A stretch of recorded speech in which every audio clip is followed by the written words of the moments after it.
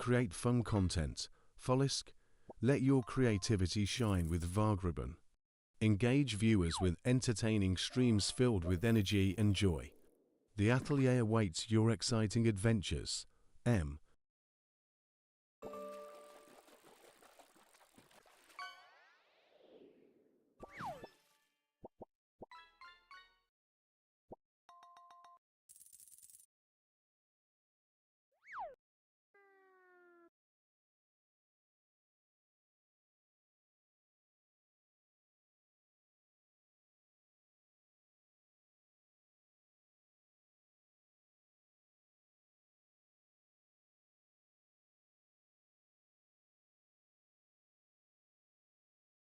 Warning. An ad break is happening. We'll be back shortly.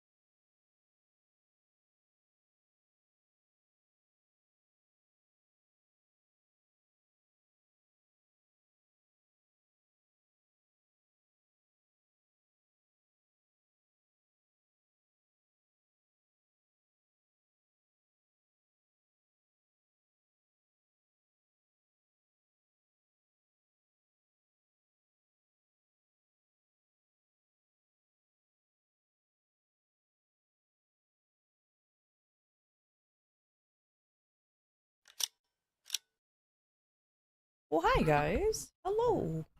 Welcome to an impromptu. No, it's not impromptu. Welcome to a Maple Story stream. How are you? Just cause I'm neglectful, I didn't level up during the off stream. So I'm about to, right? Well, I should level up. I should level up on this MPE. If I don't, man, that will be an awkward like 30 minutes. An awkward 30 minutes. But it's okay. So it's okay.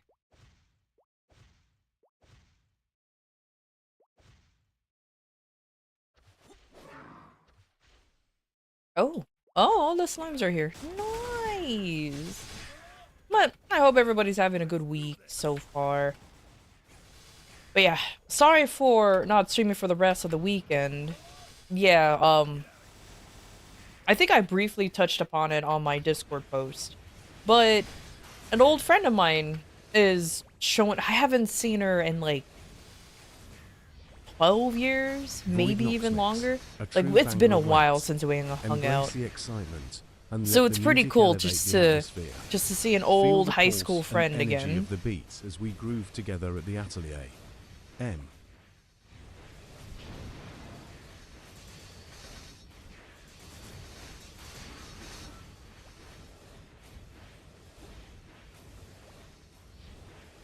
Yep. I helped completely.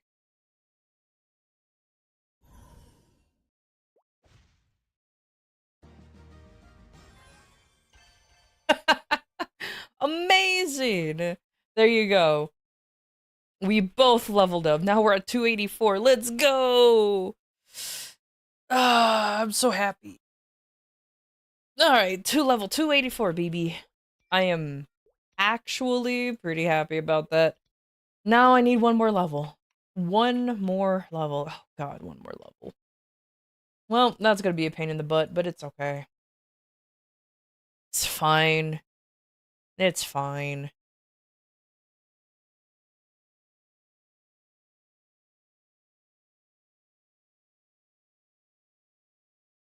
But there you go. Now I have the rest of the day to do whatever, which is probably more grinding. Ugh, I hate seeing my EXP bar empty. Oh man, it feels bad seeing it empty.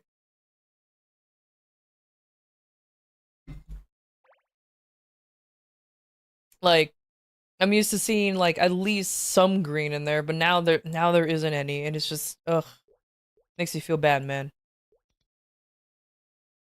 Yeah, defeat powerful enemies. Did I even do my dailies? I didn't. Ah, all right. Let's do my dailies. Perfect.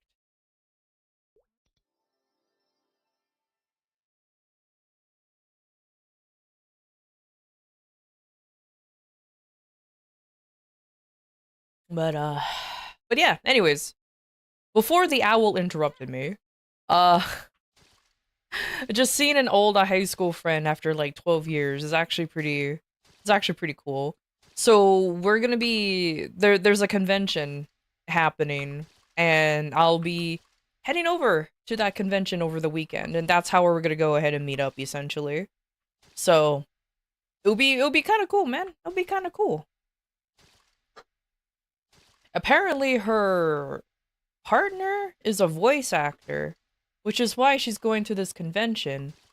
So, oops. So I'll be like, oh man, that's actually kind of cool.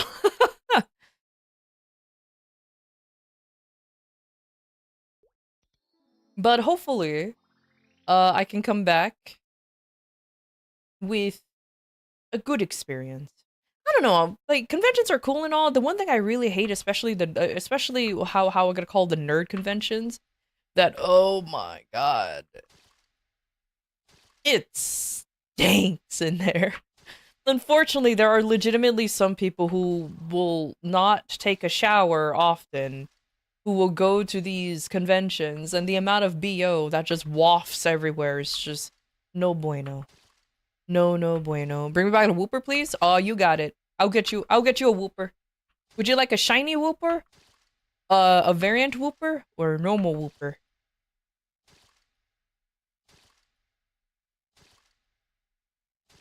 Cause, I'm pretty. Ooh, God. Why is it only like? Because I can guarantee you, there's gonna be like any. Got you. I got you. Yay. Hope both had fun. Me too. I'm sure it'll be fine. I'm sure it will. Besides, like I mentioned before, we didn't exactly stop being friends. It's just we grew apart simply because that's just how life is, you know? We both did like we both went into different schools, different career paths, so that's just how it's gonna be. Pretty much it. No. When hilariously when she actually talked to me again, I was like, "Oh my god, I haven't seen this person in years." And yeah, long story short, like she was like, "Hey, you know what? I she's been going on a what do you call it? She's been wanting to get in touch with people Giant that she regret. knew in the past. You know what I mean? Like back in high school. She didn't really attend college, so she didn't really have any college mates, which is understandable. So she just wanted to get into contact with those that she was friends with in high school, and I'll be honest with you, the amount of like catching up and like reminiscing about what of what there was back then was pretty cool. You want to know what's you want to know what's even better? I don't know if anybody remembers, but I mentioned it a while ago, and then there was like a little time capsule under a tree in a park that we used to go to a lot in high school. That's what initiated her getting in contact with everybody. Actually, apparently, she went ahead and found the time capsule, and it just made her realize, man, I want to talk to my old friends again. And here we go.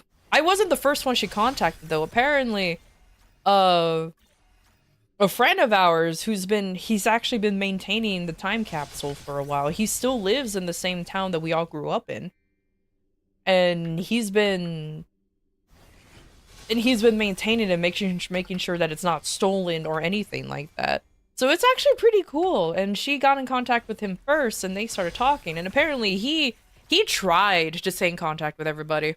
He actually tried, but there's some who just disappeared, or some who there's some who just disappeared. Not in a bad way. I meant like they moved to a different state, or they changed their number, and or they don't really use social media, so it's kind of hard to just get in contact with them, or they just don't want anything to do with their past anymore. Like there's a few who doesn't want to talk to anybody from high school for some reason. They're like, nah, I moved on from that. I'm all about college mates and stuff, or something weird. So yeah, not as far as I know, no one has died, so that's a plus. But yeah, it was indeed quite interesting. She managed to get in contact with me because she kind of figured that um just she kind of figured that maybe just messaging me through Facebook, since I do have a Facebook that I haven't touched in like 7 years. She was hoping that maybe that kind of communication will work, and luckily the fucking Facebook emails you enough when you have a message that it bugged the hell out of me, because I just kept getting a like an email saying you have a message, you have a message. I'm like, fuck off, I don't care. It's probably somebody's account who got hacked. Which has happened so many times. Like there's people who randomly message me, but it always starts off with check this out kind of thing, and it's like, oh, you're clearly trying to sell me, or like your account's clearly being all compromised, and you're trying to sell me some fucking Timu ass thing. You deleted yours? I can't. I kind of leave mine there, because if I delete it, I know my parents, even though I only live like 10 minutes away from them, maybe even 5. My dad specifically will make a big deal out of it, because he's like, then how would your family get in contact with you? It's like, they're not gonna get in contact with me. I have told my dad this many times, like, they're not gonna get in contact with me.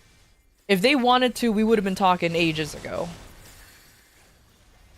You use Messenger to contact some people? Yeah, exactly. Like, there are some folks who are easier to get in contact through Messenger than anything else. Like, that's how, like I said, my old friend of mine, she managed to get in contact with me. So, hey, it worked out. But when it comes to family, you know, I have nothing against my parents. I love my parents. But my extended family is where I kind of like go, hmm, I don't, I don't, I don't trust them. I'm gonna put it that way. I don't trust them. So when they get in contact with me, I'm just like, I really don't want, like, if they get in like, the reason why I don't trust them, here's a brief history of my family. A brief story even. It's actually a very common story that I think a lot of families experience once we have like a matriarch or patriarch pass away, meaning that somebody who was like the head of the family and had money passes away and just money gets involved. So, long story short, so my grandmother, she was the matriarch of the family essentially. She passed away due to old age. You know, she was like 93, okay? She lived a good long life. All right, and she managed to make her money. She was in the Philippines. And she managed to make her money through owning her own business. She owned her own like seafood shop, seafood store. Um she would how she opened it before, like her husband or my grandfather, I never knew who he was because he passed away even before I was born, but he used to be a fisherman, and that's how they managed to make money. They made their own store. It was great, actually. It was pretty nice, and she managed to make pretty decent money opening her own business over in the Philippines. And unfortunately, the youngest of the kids of her kids, and she had like 6 kids, maybe 7. I always assume they're 7. My dad says they're 6, so I'm gonna believe him. Why am I adding a +1? Because apparently, like, my dad has a friend who came over so often that he considers him like a brother, but they're actually not related. So that's why I keep saying baby 7. I don't know. Whap o'clock? Hell yeah, it's gonna be mine too. I mean, I'm level 284 now. So, woo! But, what was I gonna say? Oh, yeah. So, a lot of them grew up with money, let's just put it that way, which is a privilege in the Philippines, because I'm sure some of you already know that the Philippines isn't exactly the most wealthiest country out there. It was considered third world, and now it's up to second world, which, yay. But, and growing up with money, a lot of her kids became spoiled with that aspect. My dad was kind of one of them. He isn't anymore because he married my mom, and my mom's like, you ain't being spoiled around me. He decided to marry the most sassiest woman in the world, and she's like, you ain't gonna be treating me like that. So anyways, so when my grandmother passed away, of course she passed out, got shut down 100%. She obviously gave inheritance to her kids. However, here's where the controversy started. She only gave inheritance to actually 2 of her sons. The rest of them, they didn't really get anything simply because they were still living in her property and her house. One actually is living in her property, but for some reason they decided to build their house in her land. So, you know, so like for example, like she owns like she owns like a pretty good chunk of land. I'm gonna say around like 2-3 acres. I don't know how to translate that outside of America standards, so you guys go ahead and figure that shit out. And he decided to build his family home in the same land as his mother's. And because of that, for some reason he didn't really pay for water or electricity or anything. Like, even though it was all properly wired in, my grandmother was responsible for most of the utilities until she passed away. Then her 2 sons, which was my dad and my dad is the youngest, and then the eldest, they both got they both got the inheritance of the land and a little bit of the money. And they were very annoyed that they didn't get anything. But apparently, now this is something that a little I don't mind sharing this because it's hilarious. This is so hilarious. Okay. The main reason why she didn't tell she didn't have the rest of the family to have anything was simply because of this. You lived off of me all of your lives. You didn't do anything for your lives.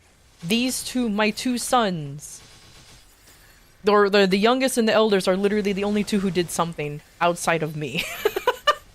It was so funny. Like cause the reason why I know what she said, because like I think cause she went ahead and visited my dad, but like probably I want to say 2 months before she passed away. And she was talking to him about like inheritance and the will and everything. And of course my dad, he was like, just do what you want.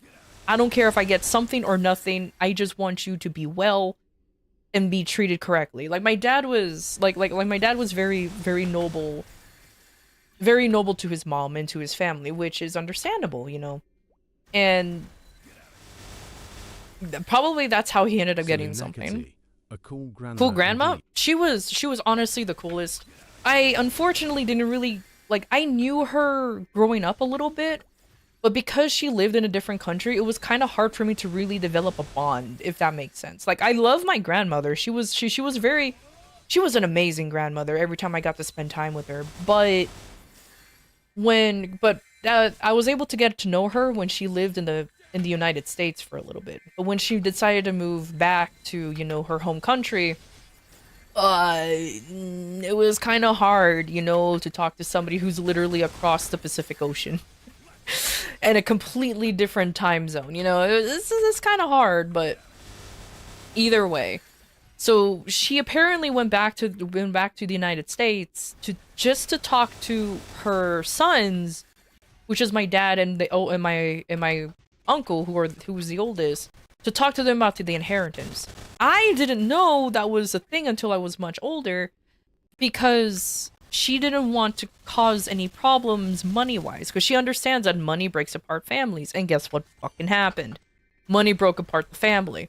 Because after she passed away and after my dad got like, it wasn't even a money inheritance, which is hilarious. It was just the land, but he sold half of his land as well as my uncle, so they both sold half of their land to get money back, because they both agreed they're not going to move back to the Philippines. They're not going to move back. They made their lives here in America.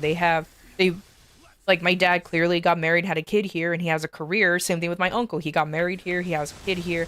There's no real reason for them to go back anymore, other than, oh, look, this is where the country I grew up. They laid their roots here. There's no other reason. That pissed off the rest of my family, because they're like, oh, why didn't you share the wealth? So long story short, now ever since I became me and my cousin, now we're both adults, we both keep getting messages from our family asking for money as if we're fucking bank accounts, and that despises me so. Especially when they both trying to say, oh, I'm sick, I need help, I need money. And you know what's funny? You want to know what's actually funny? Even though they lived with my grandmother this whole time, they're not poor. Which is the funny thing. They all actually did end up getting proper careers. They all end up making pretty good money. One of them is a fucking doctor. But they're asking me, my cousin, and our dads for money. And we're like, and of course, my dad being a sweetheart, I guess I can call him that, he really wanted to help. So he's like, okay, here's the money. He's okay, having an actual story time. So he's like, here's the money. I'll help you out here. Ask me if you need any more, because he's just trying to be a nice. He's trying to be a nice brother. You know what I mean? He's just trying to be a nice brother. Yeah, unfortunately, that became a bad idea. And now they just keep coming back. They don't ask my uncle anymore because he straight up said no. And when they got mad at him for saying no, he's like, "This is a slippery slope. I want to help you. However, if you need help in any other way other than financial help, then I'll help you. If you need a place to stay, if you legitimately need like supplies for anything, I will send you the supplies itself, but I'm not going to give you money." That's pretty much what he said, which is, understandable. You give them a hand and they want your entire arm. That's exactly what happened because my dad gave a little bit of money. We don't know where that money went. And now, especially, I have an aunt who keeps asking for money over and over and over. What's the hilarious thing? She's the doctor. And it doesn't take that much to look her up, and she's actually successful too. But then we figured out where the money is going. I don't know the word for this in English, but she keeps getting queridas, meaning she's trying to sponsor a bunch of girlfriends, but I'm thinking that she keeps spending her money on them, not realizing that, she's putting herself more into debt than anything because she just wants to keep being a sugar mama, but she can't actually be one. Which is stupid. And it's just like, this is your fault at this point, man. Then she should stop.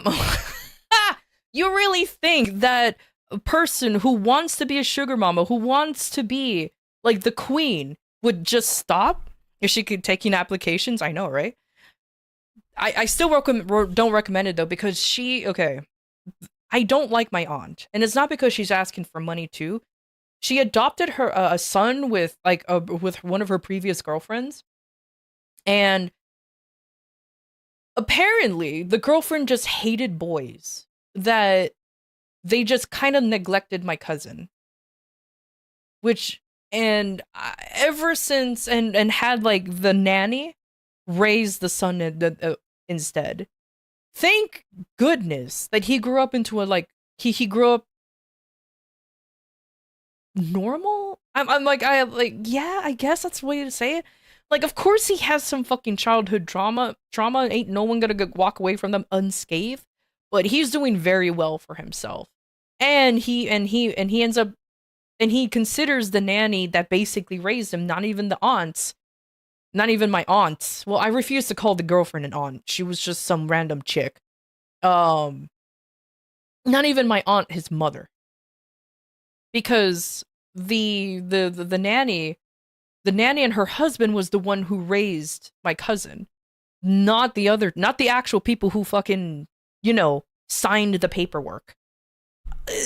Fucking tragic, dude. And then now they're using my cousin as an excuse, or at least my aunt is using my cousin as an excuse as to why she needs money. And we're all like, okay, now we know you're lying because you never really took care of that son.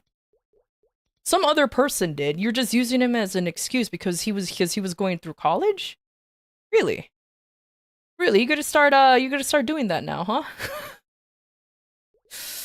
It's so scummy, man. It is so very scummy. But yeah, that is why I don't trust my extended family whatsoever. And they keep messaging me to this day. Hey, can you, I need help with insert grant, I need new fucking shoes. Can you send me $200 worth of pesos? And I'm like, no. I end up ignoring the messages, but the times that I did decide to actually respond, I was just like, why do you need this much for shoes? Like, why?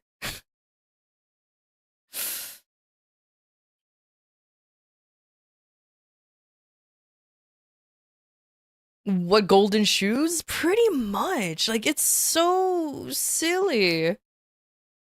Hey, Steven, time to go home? Let's go head home. Also, hey, Val. Sorry, you came in the middle of me venting about my extended family. and how I like literally do not trust any of them. Like there's probably maybe 2 family members that is not my parents that I am okay with. Maybe 2 of them. The rest I'm just like, the fuck's wrong with y'all? Enjoying this venting. I just have to. You guys can call it oversharing considering I'm a VTuber, but I feel like this is such a common family issue. As soon as somebody comes into money, you know what I mean? As soon as somebody shows any form of success, and mind you, my parents, they worked hard to be where they are now. I'm not exactly the richest person out there. No, no, no. I am the most mid of middle class you can ever mid. You know what I mean? Like I'm the most mid. Depending on if I worked overtime or not, I either become even more mid, or if I lose work, I drop down to lesser mid. Like I'm just the mid. Like mid game, exactly. I am mid. I'm super mid. But they will still ask me for money, and I'm just like, no. I am not a bank account. And that's the only time they'll talk to me though. Which is the sad thing. The only reason why they'll talk to me is when they need money. They'll never ask, "Oh, how are you doing? Oh, I've heard that your dad is sick," because both my parents are sick. Well, my dad mostly. My mom, she got sick, but she's better now. But like whenever my family has any form of medical emergency, not a single one of them asks, "Hey, are you okay?" No. They just suddenly disappear. That's the only time I don't get to hear from them. That's the only time I don't hear from them is when somebody gets sick. And then finally, they just show up when everything is fine. It's like so fucking dumb, dude. Like seriously. But that's what money does to people. It even tears apart families a little bit. It is what it is. Also,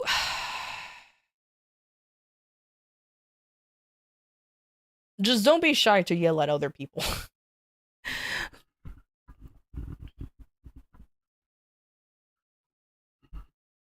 Can you have some money in MapleStory? Joke's on you, Val. I can't. You literally cannot trade money, so ha!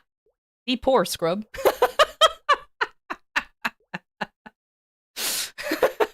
Yeah, that's right. Be poor. What you gonna do about it?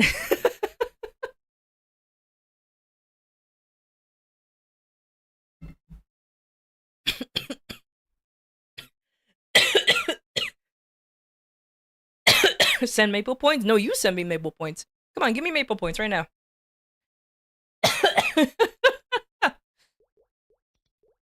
Oh yeah, I forgot I was supposed to be doing the coin flip challenge. Okay, question. Should I grind on my main, or should I go on Tanjiro and grind on him for a little bit? Hmm.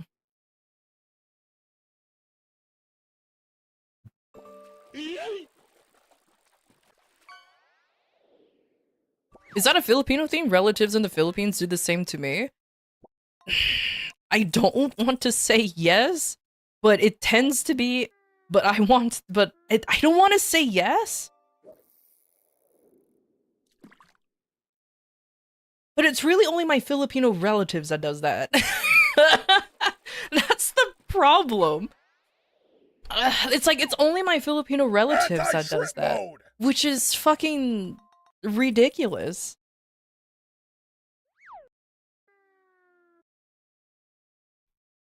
But I don't know, man.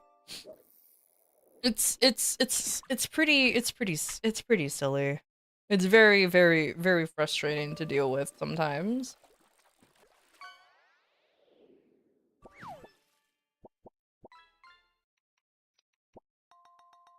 Ah, fuck it. I'll go ahead and grind on my on this character. Why not?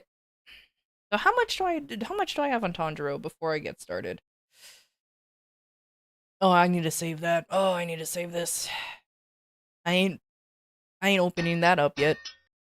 Thank you for the follow. Thank you, thank you.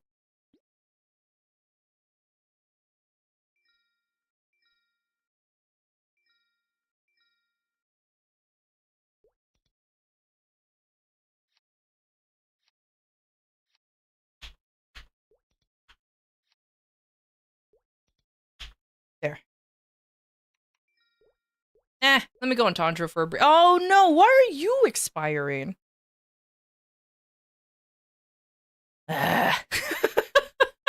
There's always something, I swear. There's always something. The little shit. I swizz.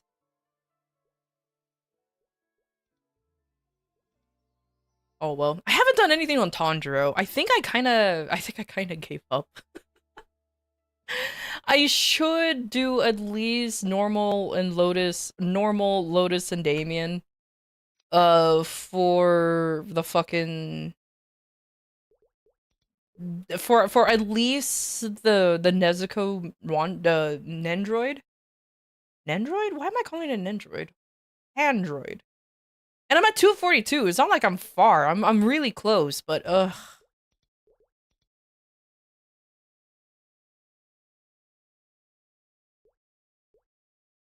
Your Tanjiro is done? Nice. Honestly, if I actually grinded on him today, like if I just dedicate today to just being on Tanjiro, I can actually be done with him soon. Focus on the present. It's just me wanting to grind on him is the problem. Just me wanting to do anything on this Tanjiro is the problem. I don't even want to do Monster Park.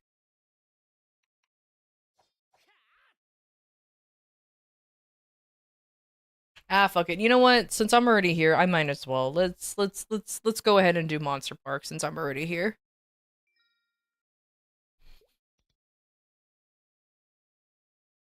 A baker has a part-time gig as a stand-up comedian. They crack the best jokes. That doesn't work very well. If it had something more to do with baking, it would have been good. I understand where the cracking is coming from because you have to crack some eggs, but it doesn't work very well. At least in my opinion. Mind you, I have a very low bar.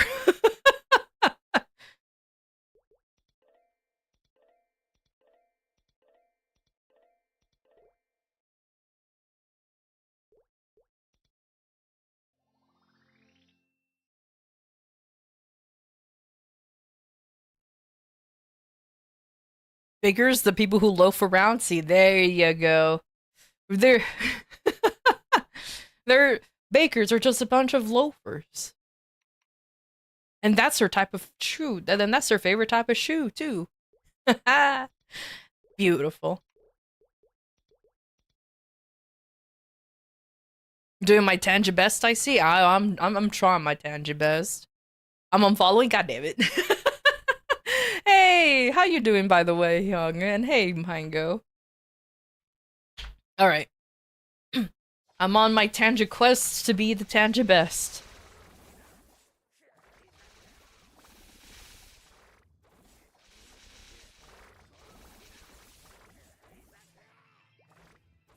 Maybe grind on him a little bit. I just need 3 more levels. Just 3. But I want to grind on my main. Now that he's a fresh 284, I want to grind on him a little bit more. You know? Working because I always stream while you're at work on the weekdays, at least at the start. My bad.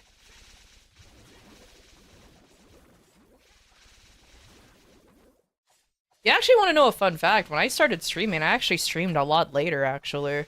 I used to stream like around 5 p.m. my time, which is Pacific Coast time. And but ever since I joined my old agency that just failed miserably, I was told to stream earlier because a lot of because then a lot of my viewers were actually from the EU. From the EU. So I was told to just to stream earlier to accommodate for them. So I'm like, okay. And to be honest with you, 1 o'clock was the earliest I was willing to do because I am not a morning person. I am not a morning person. In order to actually hit the crowd, I have to be streaming like at 9 or 10 in the morning. I was like, man, I ain't going to be streaming that early. I am tired. I am not a morning person. Look. Love summertime with the ew.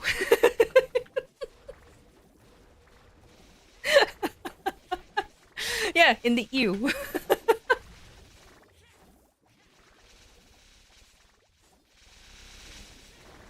Look, nothing against the EU, folks. It's just funny to say ew. Ew. But yeah.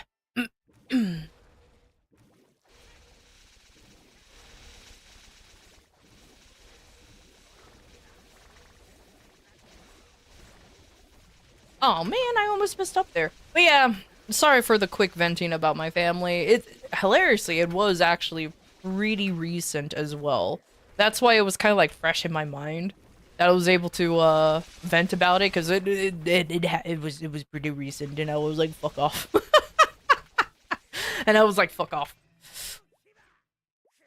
Luckily though, none of my cousins, or like most of my cousins, aren't exactly that bad. I have one who is MIA, meaning we don't know what happened to her. She just kind of she showed up one day and was like trying to be part of the family, and we were actually all pretty happy about it because she was like trying to be close with everyone, and then she just disappears again. We don't know where she is, how she's doing, where she's at, nothing. Like, we don't even know if she's even alive or dead. And I'll be honest with you. Oh well. Indeed.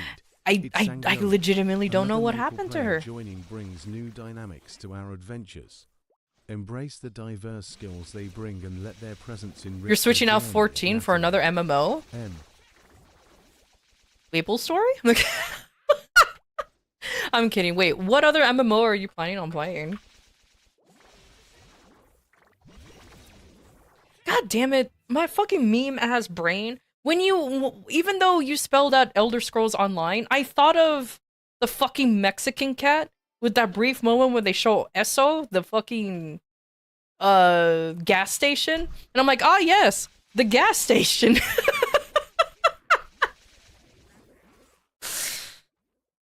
Anyways. Anyways. Hey, you'll have fun over in the gas station, 100%. You wanna know what's funny? I actually did play Elder Scrolls Online, but only when it was like first coming out. This was ages ago. I think there was like open or closed betas at the time. And I managed to get in. But unfortunately, you had to delete your character every time, like, every time the beta, or I think it was open beta. Every time the beta ended, your character was deleted. And I think I replayed that beginning area, like, 3 times, because I really enjoyed the fact that we were having an Elder Scrolls Online. My only complaint about it, and I don't know if it was fixed, and I don't know anything about Elder Scrolls now. I hated the fact that everything in the world, like, it was open world, but it was literally, but like, if you needed like to do a quest and there was like chests or other stuff or like caves or dungeons you need to go to, they weren't instanced. So you'll see some nerds walking in there killing everything for you. And of course, you're not in a party with them, so you're not getting credit. And you have to wait for the monsters to spawn. But unfortunately, you're not the only one who's waiting for this shit to spawn either. And of course, there's only a limited amount of people who can be in a party. So that got really annoying real quick to try to like get any progress done. And I remember there was like a chest that spawned that we all needed for some reason. I don't remember what I don't remember what the reason was for. And we literally had to like wait in line for this chest to open. And of course, there's gonna be some people who didn't wait in line, so as soon as like the chest spawns, they will somehow manage to get it, and we have to wait for this shit all over again. And I did not had a good time with that. I don't know how Elder Scrolls is anymore. I don't know if it's better or worse or whatnot, but I sincerely hope that things are instance.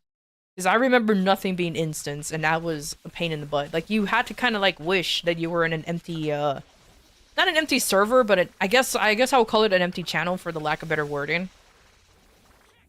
So that way you can actually, you know, finish some quests and everything.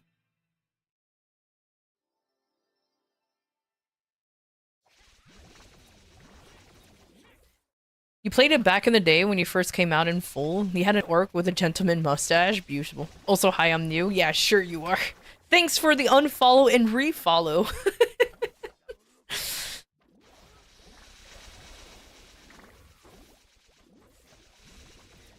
But let's see. The 3 times that I played, I played as Argonian. I was always a lizard. It was pretty cool.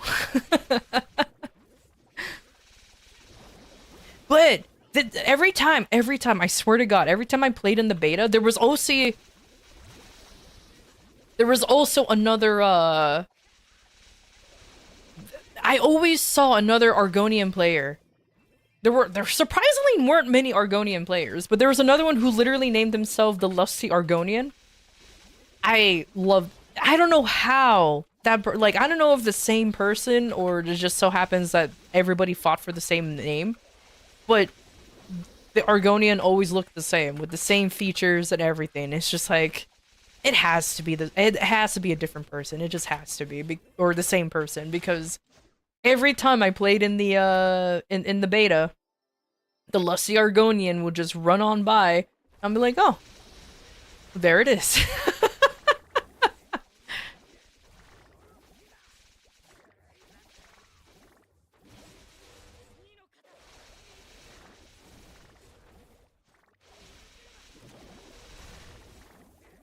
Oh yes, lifts her tail. The fact that you remember the name of the Lusty Argonian makes me kind of suspicious. Of expression. Valnir, let each find joy in their own way. At the I'm just saying. We celebrate the fact that you remember the name of the Lusty Argonian makes me very suspicious. Though there was also a male version, if I remember correctly, too. Because there were three Lusty Argonian wannabes. One was just literally called the Lusty Argonian. 2 was the lifts her tail, and then there was another one called lifts his tail. And I don't want to know what happened when those folks met up.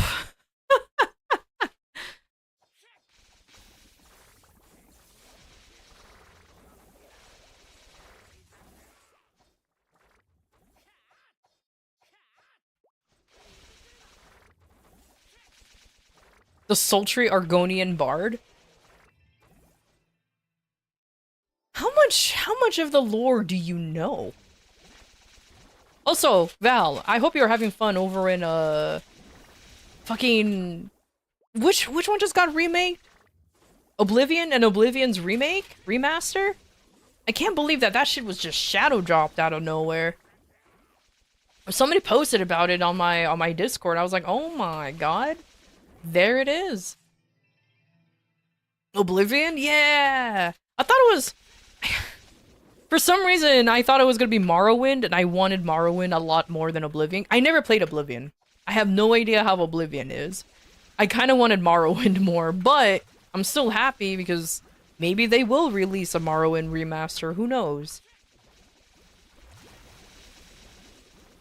But I've been knee-deep in playing Baldur's Gate. For the last few days. I've just been playing a shit ton of Baldur's Gate. I have to do some weird... I have to launch Baldur's Gate directly in order to bypass the Larian, launcher. Because, oh my god. I hate... Okay, let me vent. Venting time! Oh, it's more like a rant, actually. It's a small rant. I hated when you buy a game off of Steam, you know? And Steam acts like a launcher. I hope everybody knows this. Steam is a launcher, you know? So why am I launching Steam to launch another launcher? Like, why do I need a launcher for a launcher? Just let me play the fucking game. I don't need a launcher. Steam is already acting like one already. Like, no offense to Larian, but I don't need a launcher for Baldur's Gate and Divination. Divination? I think that's how you pronounce it. Yeah. Divinity. I don't need their fucking launcher for their 2 Divinity games and Baldur's Gate, and I think they have another one, but don't quote me on it, I don't remember. I'm just like, I don't need a launcher for your- I have the games! If a person has those games, I'm pretty sure they don't need a launcher for your- just let me play the game when I click on play on fucking Steam. I don't need a launcher. It's the same thing. For real, that's so annoying. It really is. Like, I hated it when I wanted to play, like Alice Madness Returns, for example. Alice Madness Returns was or is one of my favorite horror games out there, as well as American McGee's Alice, but his name has always been funny to me. But anyways, the fact that he had to launch, like, you used to have to use the Origin launcher just to play the fucking game makes me go, okay, I'm not playing this game anymore. And then even if you try to launch the game through the EXE, sometimes sometimes it doesn't work and you have to go through the launcher. Ugh, it was so annoying. Origin? Exactly. Exactly. Luckily, I think, as far as I know, Origin doesn't exist anymore, which is unfortunate for those who actually bought games through Origin, because I don't know if they managed to keep the games, or maybe they got rid of it. Who knows?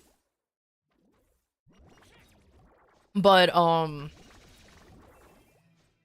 the only unfortunate thing, there's no real such thing as keeping games, unless you buy the games through, GOG. Good old games. Then you actually do own the game, and it's yours forever. So there's that, at least. But GOG has its own fucking launcher, too. Like, why? Anyways. But yeah, it was really annoying that, I had trouble launching Baldur's Gate because for some reason it crashed. The launcher crashes immediately. Events come and go. For some reason, like it just crashes immediately. So it'll just not even bother launching the game. So I have to launch the game through its exe file just for me to play the damn thing. Which is like, okay, it proves that Baldur's Gate's working, but it also proves that their launcher isn't working. Everyone wants their own launcher. They really do, and I don't understand why. Let's go back to the old ways where you just click on the fucking exe file and then it just launches the game. Like, I don't even like the fact that Nexon has their own fucking Nexon launcher, and you have to launch their games through the Nexon launcher. Yeah, I know, if you play through Steam. I don't know if you play through Steam you bypass all that, but it's still annoying that you need a launcher to launch a game. Just let me play the game. just let me do that. But whatever. Maybe I'm old, and I'm just used to the old ways. Can you say something? Do you have to ask permission? You can just say it.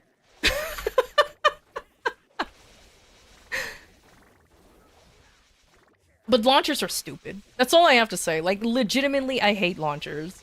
Especially when you're already using a launcher and you need a launcher to fucking play a game. So you need a launcher to launch a launcher. It's like, why? Like, legitimately, why? The only time I excuse using one is when you're playing an MMO, because it's usually like a gateway to the game itself. And you technically have a license to play the game, but you don't actually own it because it is, in the end of the day, an MMO. Which, understandable, have a great day. I get it, I understand. You update on Steam and you update again in the launcher? Yeah. Yeah, don't even, yeah, and that's another fucking stupid thing too, is, oh, I updated a game. Launched the game. Game updating. What? Why? Yeah, so, long story short, I am super glad that I can play Baldur's Gate, outside the Larian launcher. Or like, I still need to have Steam open in order for it to work. the fact that it works that way is it works out very good. And the only reason why I'm playing Baldur's Gate again because the final patch came out, and you wanna know what's funny? I still have an old playthrough that I was going towards, but I decided not to play it because But yeah, no, I modded this playthrough to the point where I'm actually playing as an artificer, which is super cool. I don't know why they didn't add that class in the first. Well, I actually do know why they didn't add the class in the first place. Artificers aren't easy to use, or well, they are easy. Like it's my favorite class to play as, but I guess it's more of a you have too many fucking summons to worry about if you go through like the battlesmith line, that it can get a little too OP. I don't know, man. I don't know. But yeah, I have modded it, but very lightly. The only mod really that is making a big deal is the Artificer mod, and some cosmetic mods just for more options for Dragonborn. I only play as Dragonborn. I refuse to play any humanoid classes because that's fucking boring. It's like I don't. This is just me.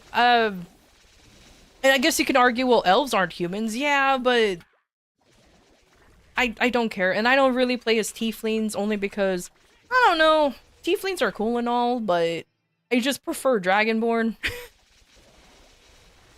So literally all the mods just, the only mods I have is just to make Dragonborns look cool. And that's really about it. I can give less shits about the elf race, or the human race, or the tieflings, or whatever. If I do remember, there is an orc class, but I haven't tried that one yet. So maybe.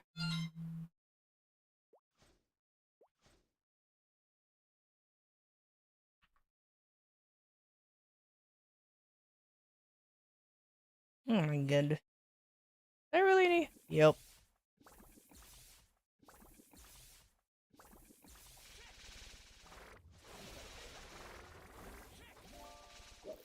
You saw a mod where a guy summoned Shrek, you were laughing way too much. Oh my god. Beautiful. Beautiful. That sounds hilarious. Void Nox Mix. Laughter is a precious gift. Cherish those moments. The unexpected can bring delightful joy, creating unforgettable memories at the atelier. M. I personally don't mod. I don't like modding games like that where it's just like a complete model change to where I'm like literally summoning Shrek, or like in the Monster Hunter games, like you're fighting like Thomas the Tankin Dankin. Nah, I'm not into those kind of mods.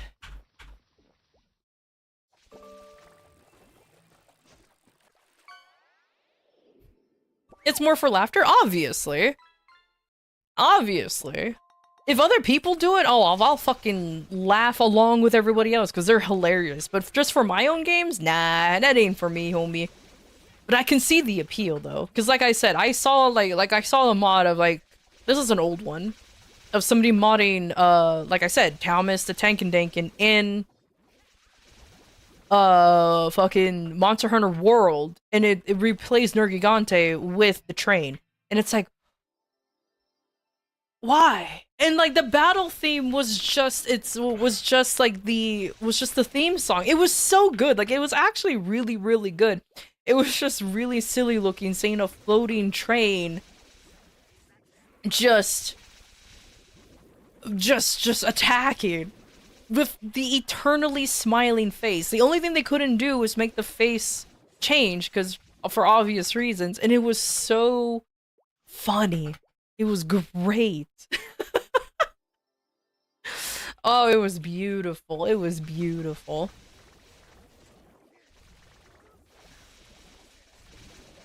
Though I will say the one mod that I am gonna download, unfortunately have to get it through, like, not through the mod thing itself, but like through Nexus or whatever, is the mod that allows you to still get achievements while you're playing the game modded. I don't like the fact that as soon as you download a mod, and it's not even a cheaty mod, okay? Like, I understand with cheaty mods, but if you're just literally download mods just to make a character look better, or it's just a simple class mod that even Larian approves of, but it disables getting achievements, it's like, why? Why? Just let me still get the achievements. It's kind of it's kind of a silly thing. Like, disable it depending on the type of mod that you download, and there is a way to do that. There is a way for you to disable mod or disable achievements depending on the mods that you download. It's not that hard to do, but whatever. I have to do it the old-fashioned way. Hey, Alexa, how you doing? Can't make the face change just like Tanjiro with the eternal smile of Tanjiro. Look at it. Look at it. Warning, an ad break is happening. We'll be back shortly.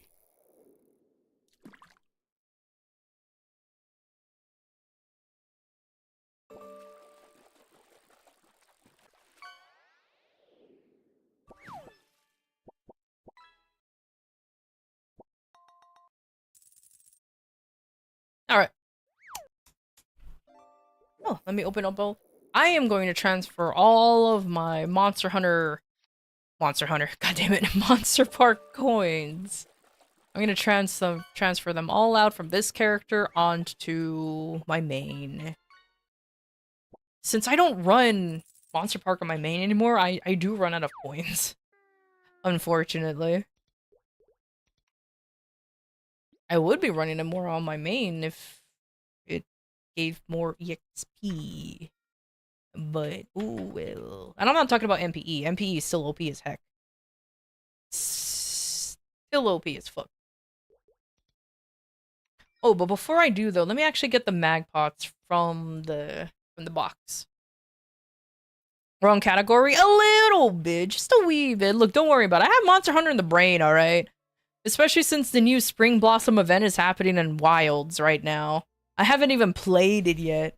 I'm just like, aw, that's so cool. But it's okay. I'm not too worried about playing everything that's coming out right in the get-go. So I'm just in a Baldur's Gate mood, so I'll just keep playing Baldur's Gate. The Spring Blossom event comes around all the time anyways, so I'm not too worried about getting it right this second.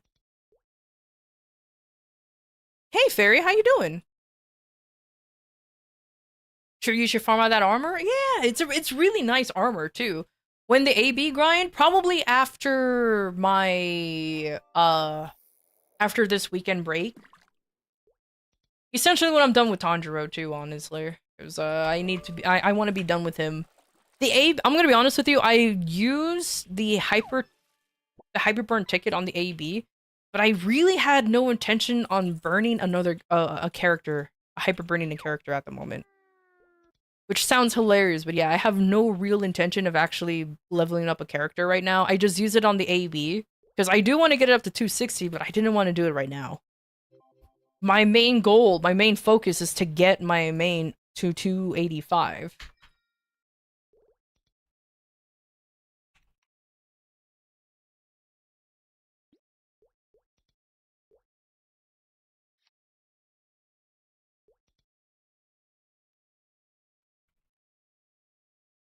You doing alright? Good. Good. As long as you're doing alright. There you go. Put this on Shangri-La, right? Yeah, Shangri-La. Yeah. Good. Now that I'm no longer babysitting my other classes, I can actually,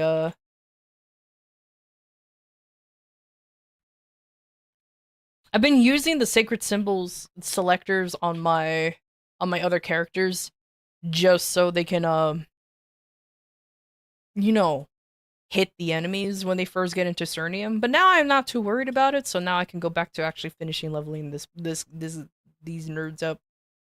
All right. Why are you expiring?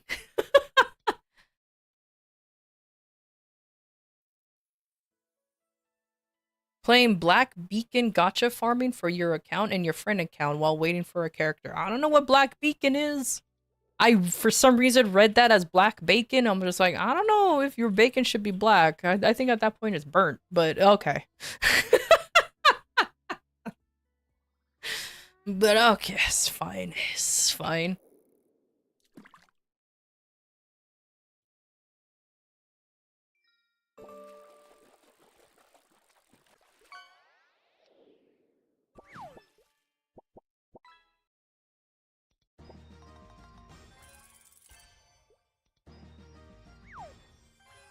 There you go. Now we just need one more level. Alright, let me manually level this nerd. This actual nerd. Do I have all the link skills here? I doesn't. I does now. Oh, my prepared pendant also expired too, which is stupid. On Tanjiro. So I'm using a Yeoldi normal one, which is annoying to use because I have to wait for 2 hours to charge it. It's like, I don't want to AFK on Tanjiro for 2 hours. I want to, like, AFK on my main, so at least I'm doing the auto... Because at least I'm doing the auto harvesting while AFKing on my main. It's so silly!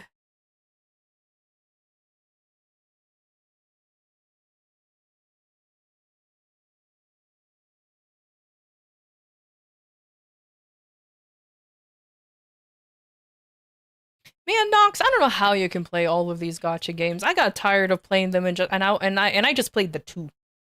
And I only just played Wuthering Waves and Honkai Star Rail, and Wuthering was I barely dipped my toe into there. I have no idea what the fuck is going on in there. I feel bad because somebody comes in, somebody comes in and try to talk to me about Wuthering. I'm like, that's cool. I don't know what you're talking about though. Every time. Alright. Let's grind a BB, and I'm gonna go...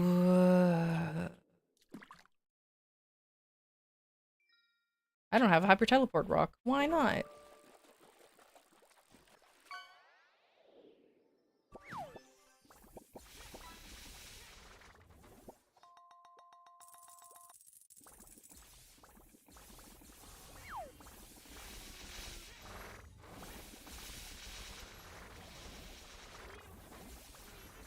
I wonder if there's a better map. I never minded actually grinding on this map, but on my main. This motherfucker, though, I don't know. Let's see. Guess how many gachas you used to play? I don't want to know. I don't want to know.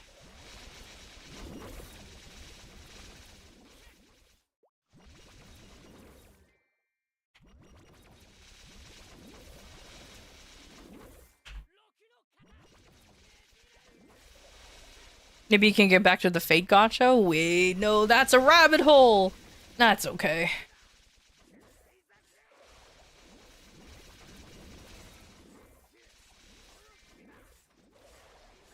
But I'm assuming Nox, you used to play like 10 out of 10 or 10 at a time. Because for some reason, okay, genuine question. This is a real genuine question. Why play so many gacha games?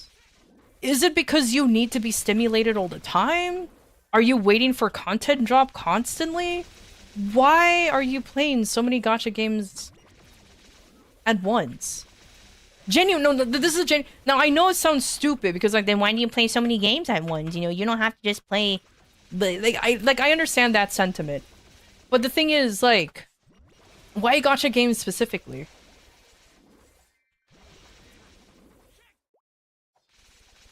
Maple's more than enough for me. It's same. Maple's more enough gacha. So I'm good on that one. You used to play Refrain, but you dropped them?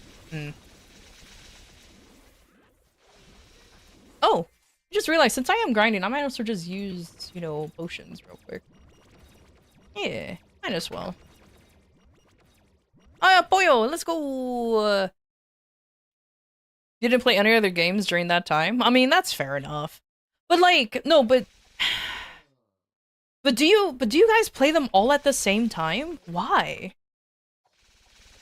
Like, even when I was playing Star Rail, I only really played just Star Rail, and even if I ran out of energy or whatever, I was just like, okay, let me just not pick up any other game of the gacha variety, and let me just play Maple Story, or I think at the time I was playing mostly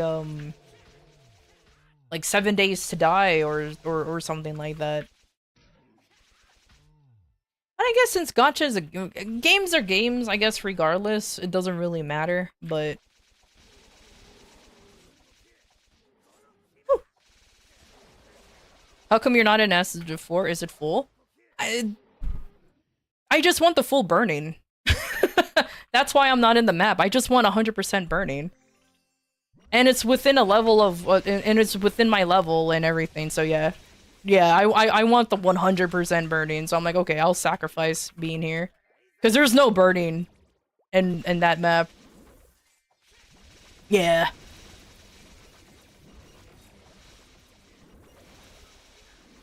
Because believe me, I wanted to go there. I'm just a lazy motherfucker. Oh, dude. Understandable, same. Especially since that map is so lazy. But I just want to get Tondro's almost done. And then I'm finished. For me, they have different gameplay loops, like the summoning, and the summoning is fun.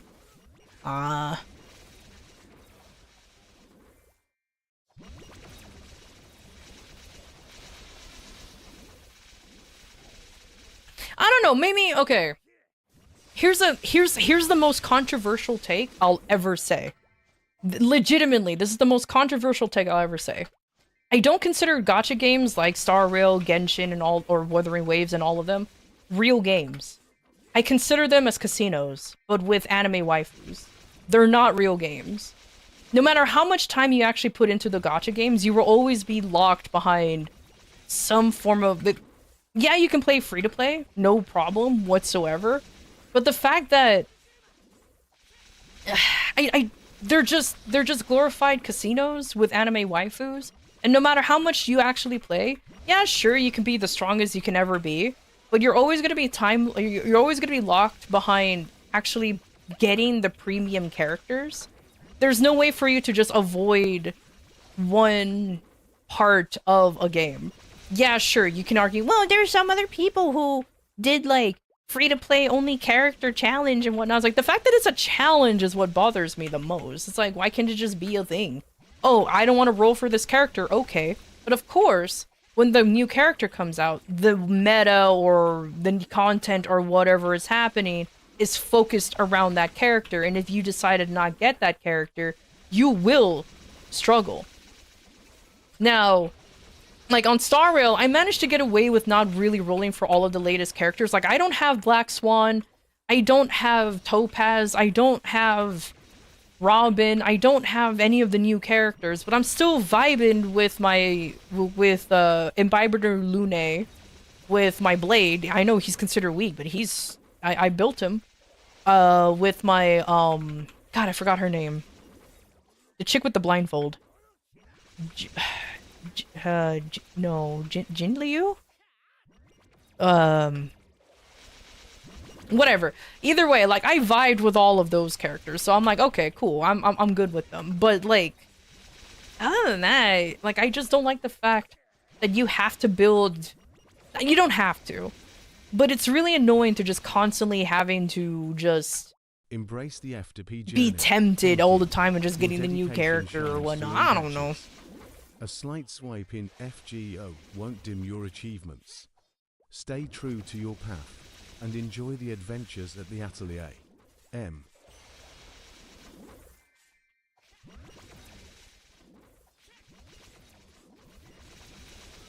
Yeah, it's... You and Star Rail has got beef, so you hate that game with a passion? What happened?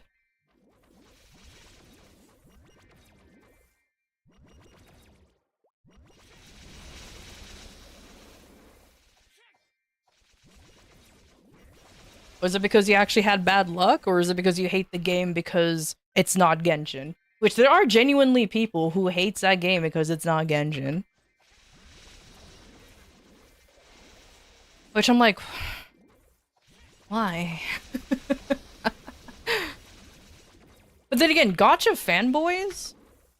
Bro, man, those are those are the type of people that I am legitimately scared of.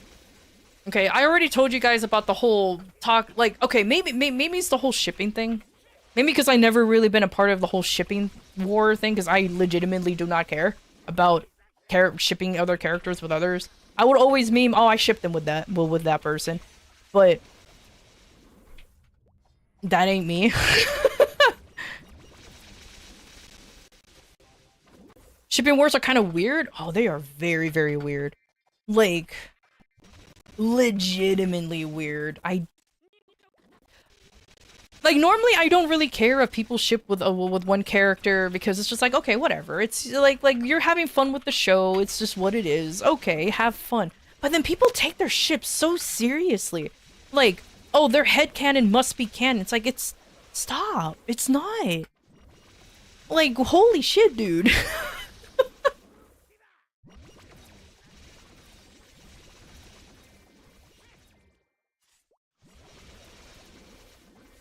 You know what's even weirder? People shipping VTubers. That I do agree with. As a VTuber, yeah, that is actually kind of weird. Thank you for the follow. Thank you. Yeah, for me, like, okay. I dipped my toe into the VTuber sphere actually rather recently, because as I mentioned before, I wasn't fully into VTubers. I'm still really not. But, like, when I started watching VTubers, I'm like, okay, what's the deal with them? Why do people like them so much? And the amount of, like, people who ship the fuck out of, like, these folks, I'm just like, why? I mean, I get it though. It does genuinely do increase sales for their merchandise though. That's another thing too. But then these people get really passionate about some of these ships.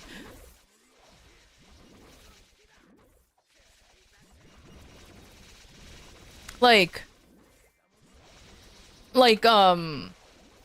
again, I don't know if anybody watches, like, used to watch any Niji-sanji VTubers, but I was in the Niji-sanji sphere before, the Selenidine happened. The Selenidine happened. Let's just call it that. The Selenidine happened. And, there was these two VTubers that people shipped constantly. And I was just like, but why? But, like, why though? And the fact that they constantly have to, like, make... And the fact that these two VTubers had to constantly make, like, say or make posts saying, like, can you stop attacking other people for the ship? We can collab or do whatever we want with each other. Like, stop it. Like, the fact that they have to keep saying, stop it. We are real people. You get your head cannons out of here. It's just like, okay, yeah. At this point, some people are a little too passionate.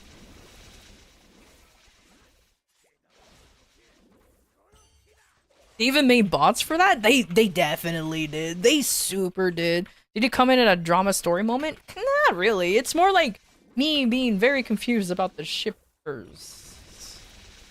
You know, just like shipping VTubers.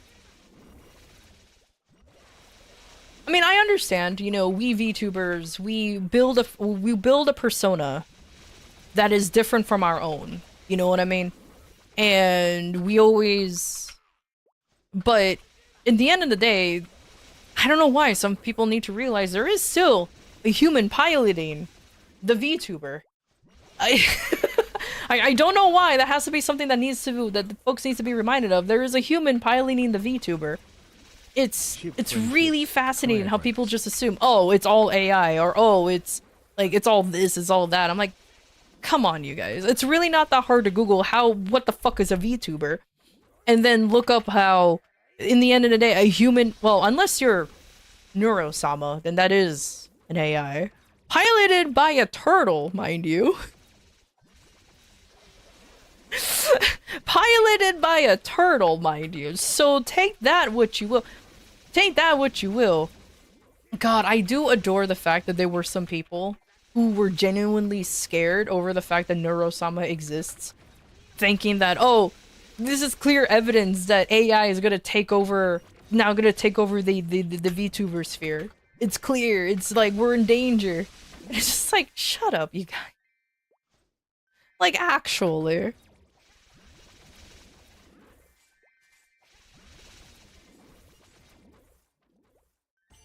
There are no females online, you are AI. First of all, there's no women online. Okay? I don't know why people keep saying females. I am a woman. Second of all, yeah, you're right. I'm a 12-year-old boy. God, imagine saying that out of context. Oh, boy. Because apparently that's how my voice sounds like every time I hear it.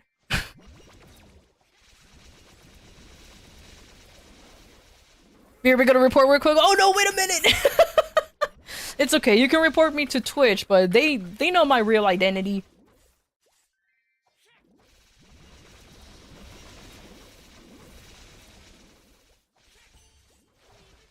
Why did you correct to 13? How? Yeah, I mean, okay, so shut up. HTOS. Oh, you're so right. Yeah, you're so. Oh no. Thank you, Peng. You saved me. Yeah, no, 13. I swear.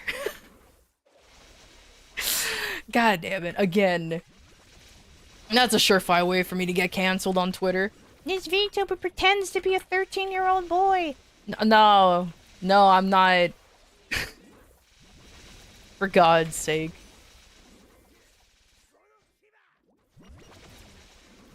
People watch too much Terminator. True. No. Wait.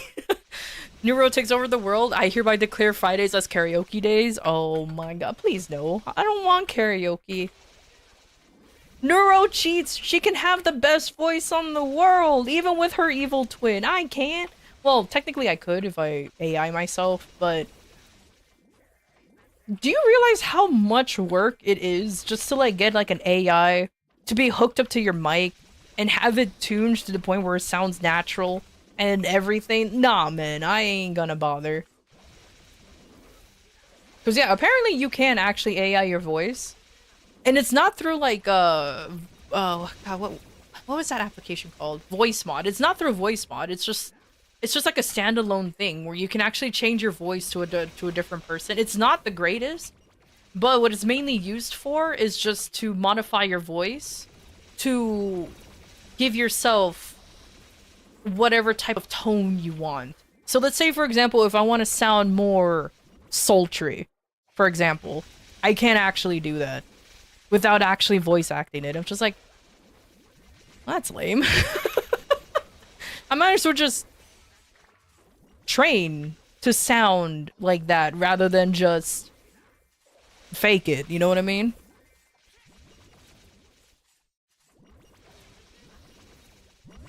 Yeah, exactly. See, exactly, Nox. If you just flip my age over, it becomes 13.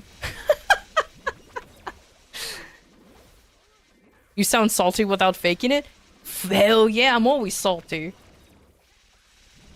The 7 C's, I got nothing on me. Wait, actually, the saltiest place ever is actually Death Valley, if I remember correctly. Because there is actually, like, beds of salt, if I remember. No, not 90%. Because you're 33? Ah, shit, dude. GG.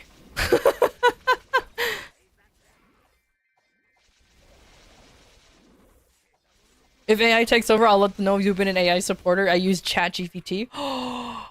AI user, oh no! It's okay. When AI takes over, I'm gonna be safe because I'm the reason why AI is I build AI too. Like I've been studying to make voice changes can them. have fun. So Avoid Nox mix. But true authenticity shines through natural voices. Oopsie poopsie, Embrace looks your like unique I'm in tone trouble. and express yourself genuinely at the atelier. Oh no.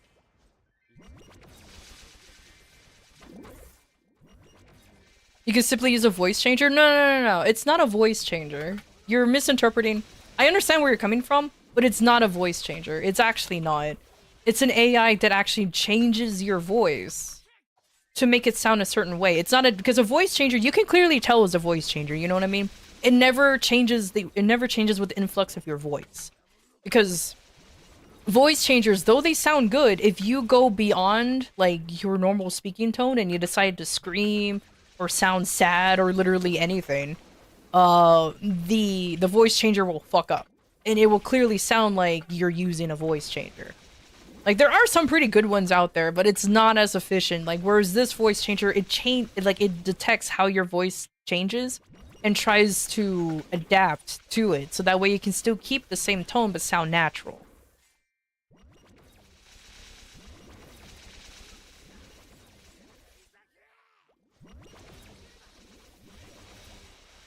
So if AI takes over, we can partially look at you. No. And it's not, don't look at me. Just because I have an AI-powered owl next to me. Look at him. He's just waiting for OwlNet to exist. He's just biding his time. Like autotunes? Kind of like that, yeah. I mean, technically speaking, I could, like, I could change my voice, but it's only, like, the pitch of my voice. So, like, for example, if I want to sound squeak, there you go. Or, if I want to sound like I hit puberty, here you go. So, there's two things like that.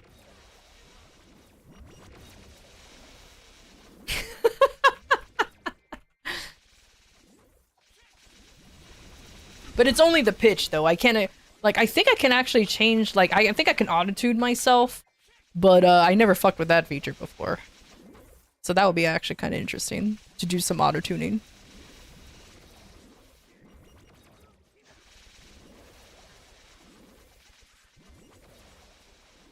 At least I don't go Valley Girl. I'll be honest with you, that's like probably like the one thing I cannot fully do in full time, because then I just can't take it seriously when I try to go full Valley Girl. It is so rough.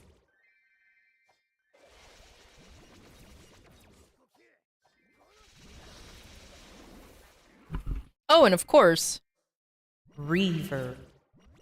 Ooh. And of course I can reverb myself.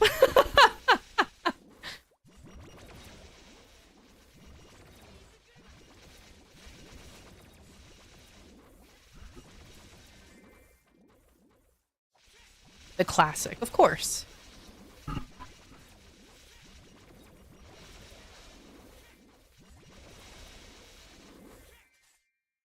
Oh man, MVP! When? At 26?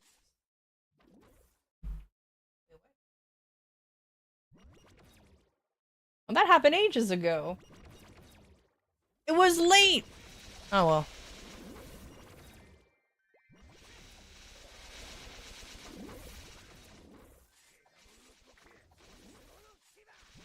Glad you avoid drama. It's honestly, it's really not that hard to avoid drama. Just don't deal with it. If that makes sense. Oh, 31. Okay, it's XX31. They lost track of time. Okie dokie. So it's channel 24. Okay, I got this. Let me go to channel 24 immediately.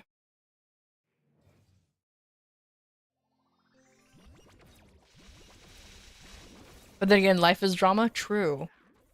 But like I mentioned before, it's really not that hard to avoid drama. You deleted his post. You have the power.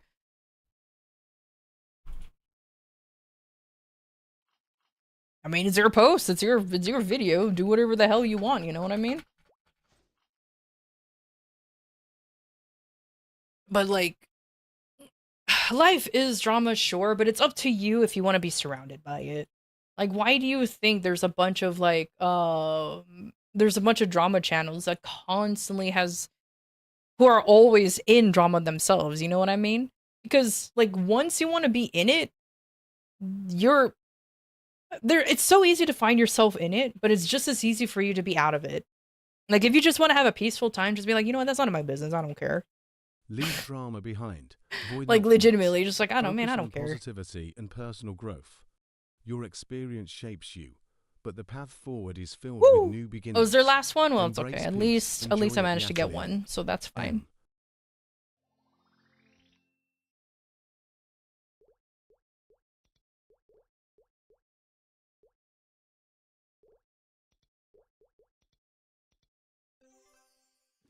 Does this have burning now? Only 10%.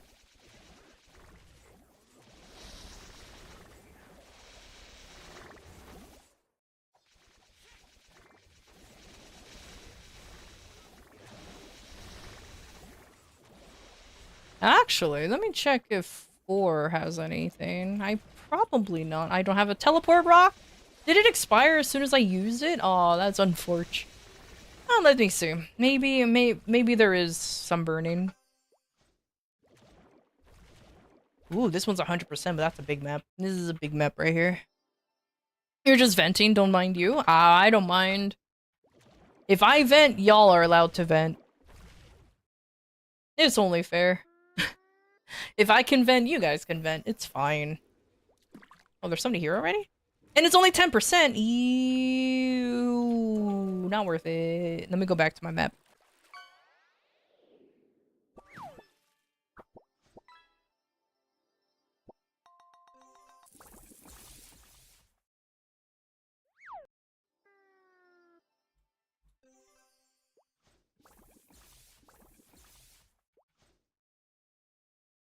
Nah.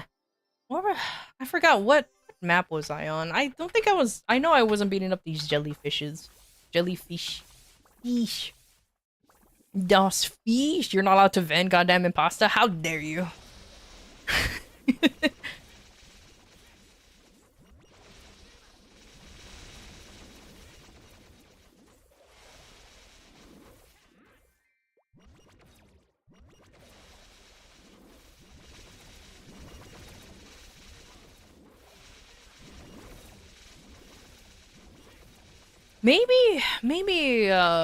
I have to do it after reset, though. I'll finally attempt to do Lotus and Damien on this character so I can get the Nezuko Roid. And then I'll just slap that onto my main, and that should be good enough.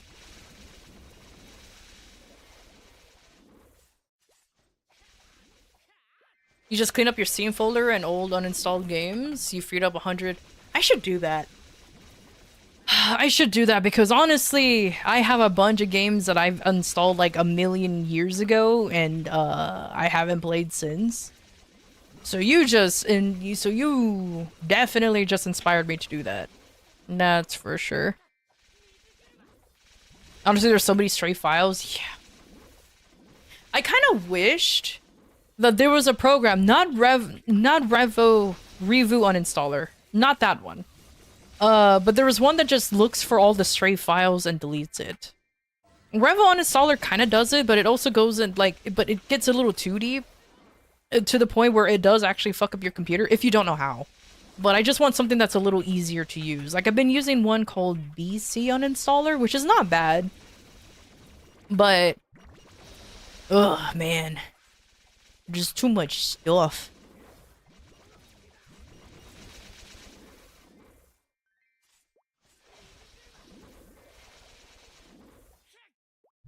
You've been listening to Reddit D&D horror stories? One of them broke you hard?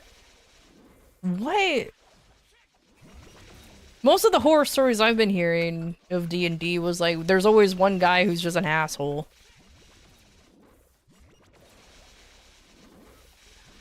These nuts? Val, you can do better, these nuts jokes. Get out of here. Come on, you can do better. I believe in you. I know of your potential, unfortunately.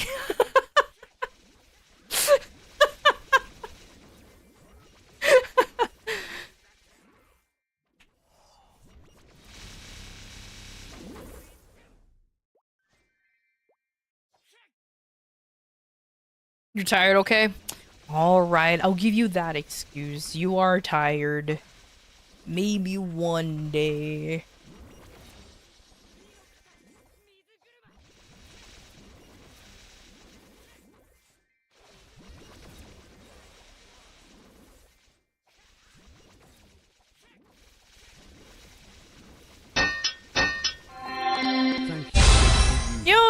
the subscribing to the sub! channel. With Your the support Prime means a sub! lot. Thank you! I Welcome appreciate to the it. Atelier community, where we celebrate creativity and connection. Enjoy your stay. M. Valnir is tired. Tyler D's nuts! Ha! Yachty. See, there you go, Opal. There you go, Opal. There you go. See, this is why Opal is, a zoomer. Okay.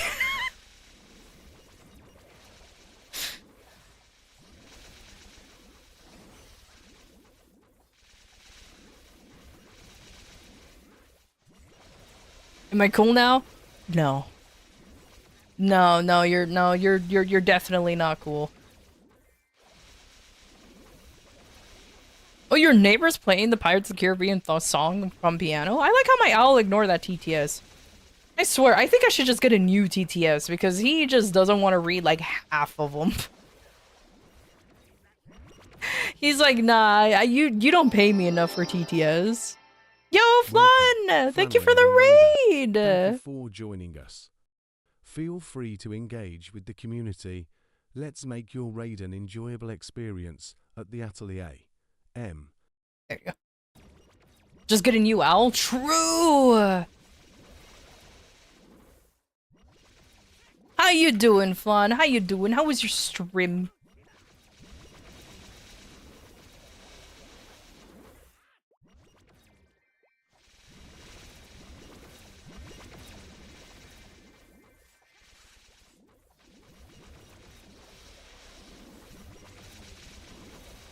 Though I have been thinking about actually, maybe not discontinuing the owl. I don't know. Like, I don't know why the TTS just doesn't work. I think I just need to... Like, it doesn't work half the time. Maybe his TTS is like, restrictive in some way? I don't remember restricting it, but it might be. I mean, updates do happen, so that's probably it, honestly.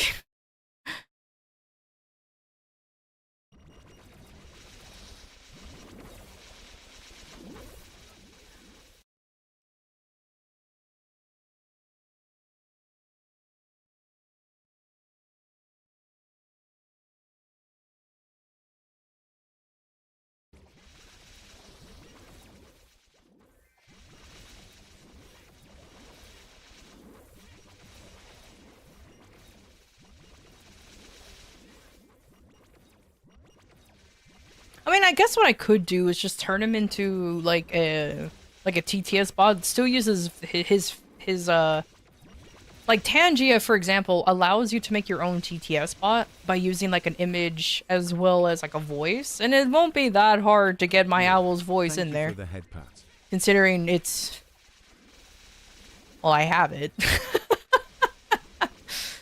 So it's not that hard. So maybe.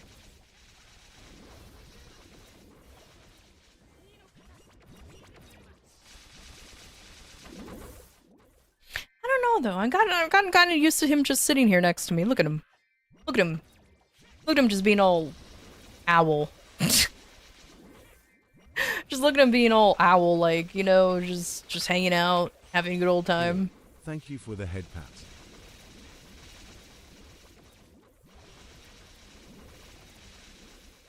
Claire Obscure is a great game. Oh, nice. I've never heard of that game before.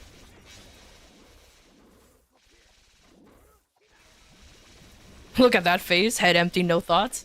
Exactly. He's staring into your soul? Good. He does feed off of souls. Only a little nibble. Just a little nibble, you know? He doesn't take the whole soul. He just goes a little numb. And that's about just a little numb. But it grows back.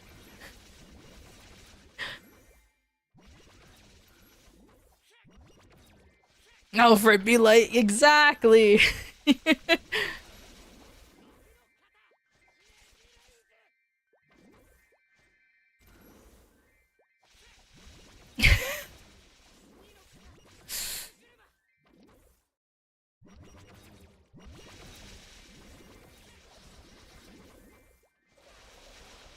With a gritty post-apocalyptic story? Oh, that's actually pretty interesting then. It's like a modern Mario and Luigi. That's cool, actually.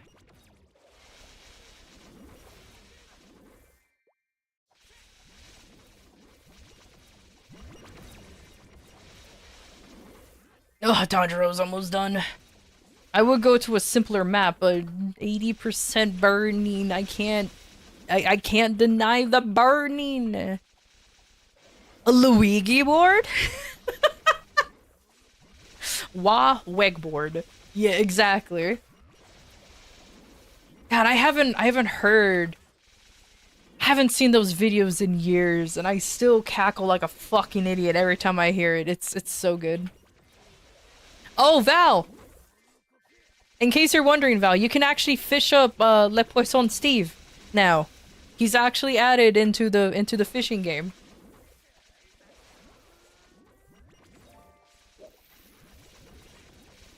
You want a wedgie board? A wedgie board? Oh my god.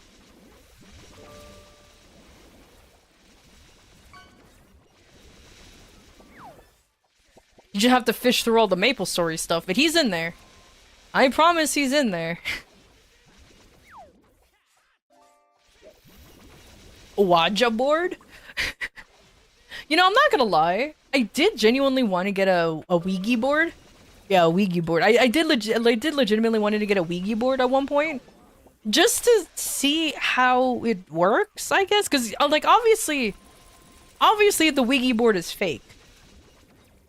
Like, there's no way the Luigi board can actually summon spirits or anything, if you even believe in spirits. However, I think it's just, like, one, I think the main reason why I just never got one is that slight paranoia of, like, what if?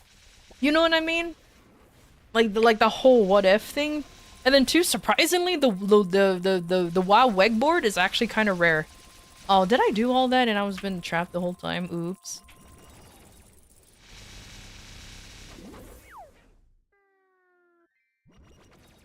You got the Poisson Steve!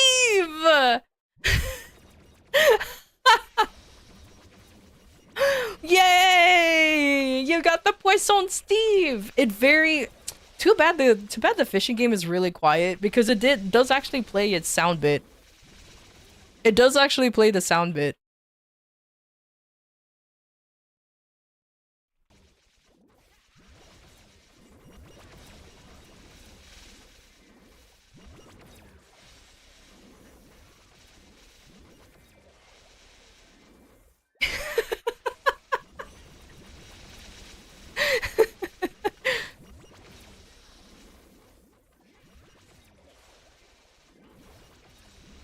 It's still been stuck in my head for a while. Like it is honestly really catchy even. Like it's actually really catchy. You got it stuck in your head? Good. Good. And if you guys are really lucky, the song might actually show up in this playlist cuz yes, I did add it to this playlist. It's on Spoofy. You should make like an extension to Discord once you get it and links like a 10-hour song. Oh my god. You just randomly go into like a voice chat in my Discord and you just say "Le Poisson Steve" show up and it's just the song playing. Oh my god, and Val named himself Le Poisson Steve in my channel so we can have two Le Poisson Steves. Oh my god.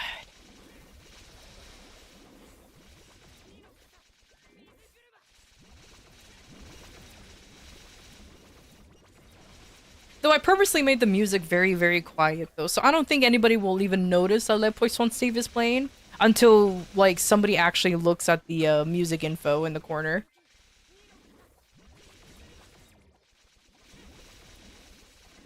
You added it as a sound bit on Discord as well? Nice.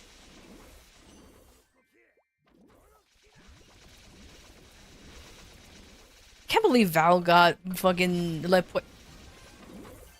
Woo! Let's go! I'm done with Tanjiro! I ain't going up to 250, fuck that. Woo! celebration! Alright, finally. Let me go to Moonbridge, get my stuff, and I am done with this boy.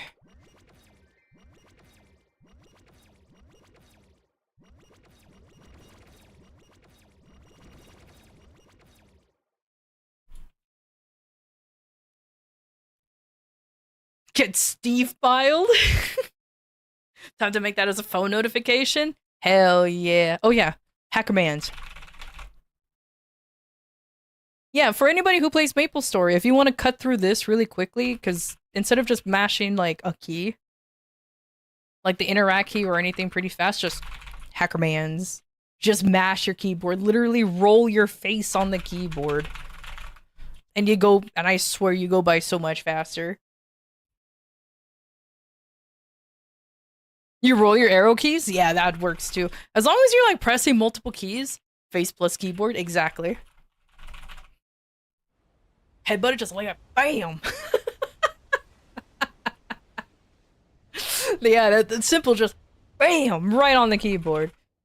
You'll break the keyboard maybe, but don't break your face. Or break your face if your keyboard's expensive. I mean, I'm not here to judge, you know? I understand keyboards are expensive, you know? Easy 100 fraggies? Hell yeah.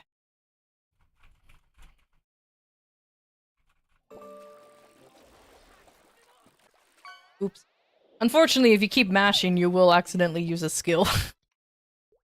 But it's okay.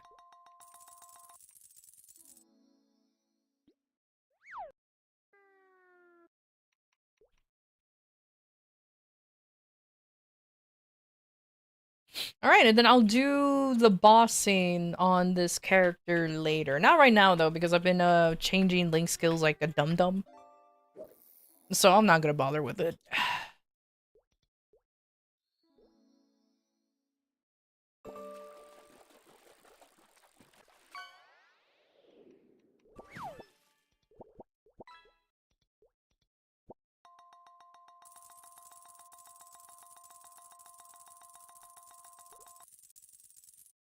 Ah, finally.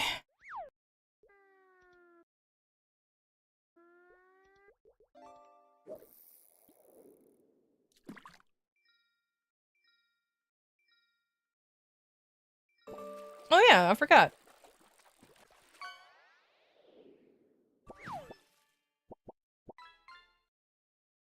Le Poisson Steve.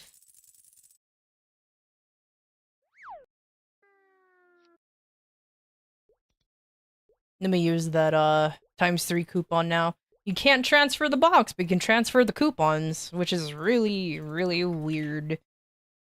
Interesting and weird. But hey, I ain't complaining.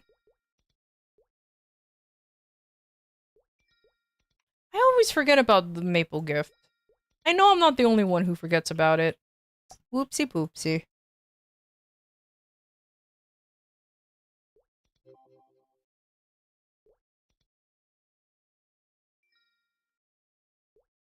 Boom.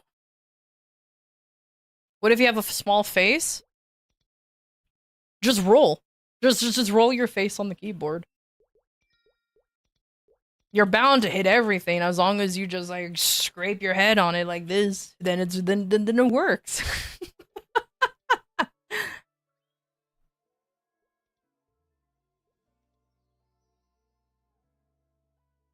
Embrace mistakes, Salunakati, they're part of growth.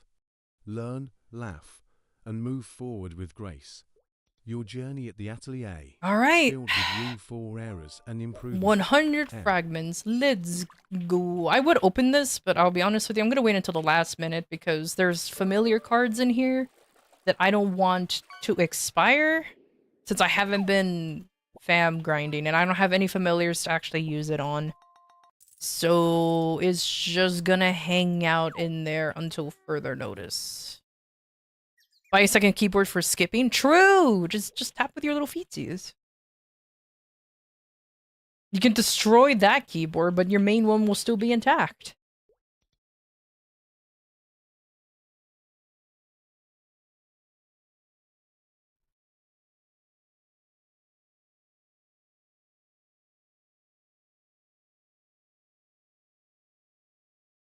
your fams aren't rolling boss for IED. Ugh, that's rough.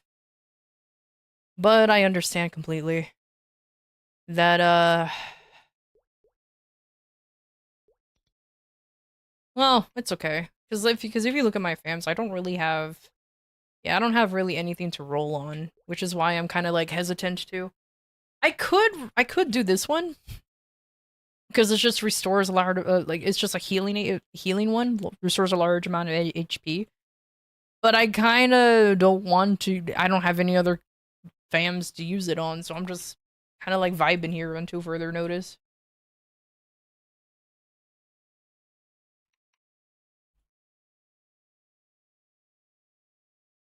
Could never be me. Shut up, Opal.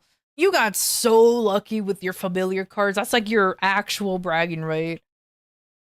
Bro has so many boss fams is actually kind of funny. Like actually kind of funny.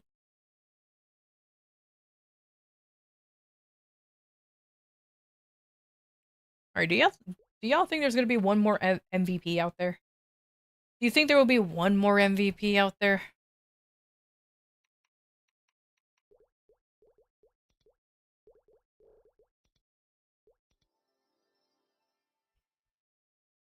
Large shop and 3 party fams as well now? Yo! Actually progress on your account. That's... damn. Looker dog here. Ah! I messed up immediately. Oh. I got 8 fragments. That's not too bad.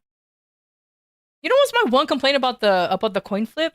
Even if you get all 3 right, you just get 14 fragments, which I know 14 fragments is a lot, but I would expect it to be more, because when you succeed on 2, you get 9 fragments. So I'm like, at least gives us 18, you know? At least, but maybe I'm just being, what do you call it? Greedy, I suppose. Maybe I'm just being a little greedy.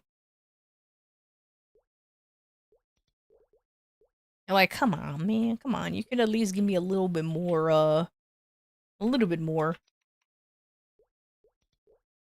Alright, let's do High Mountain while I wait for, like, an MVP to pop or something. Yeah. My prepared pendant expired. Dang it. Don't I have one, like, sitting around on vacation somewhere? I mean, not a prepared pendant, but a pendant. Ugh. No, I don't. You know, the urge of opening up all of the Monster Park boxes for a potential pendant is really, really strong, because I think I have only 111, and I'm tempted to just open up a lot of boxes just for a pendant to come out, but I'm like, nah, I don't wanna.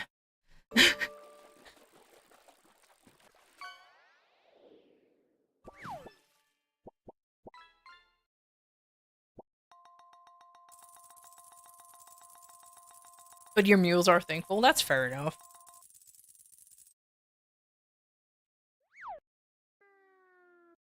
Oh well. Anyways, let me do High Mountain. Not High Mountain. Yeah, I already know what I'm talking about. Fuck it. I'm gonna do some epic dungeons. Some dungeons. Gotta get this out of the way. Getting all the fragments.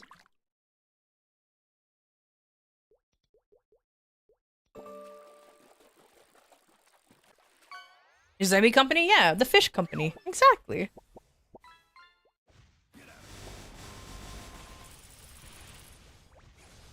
Zemi's company shines bright, a friendly and engaging presence. Join the adventure at the Low atelier mountain. with open arms. It's so low, it's even in the ocean. Ocean man! Take me by the hand!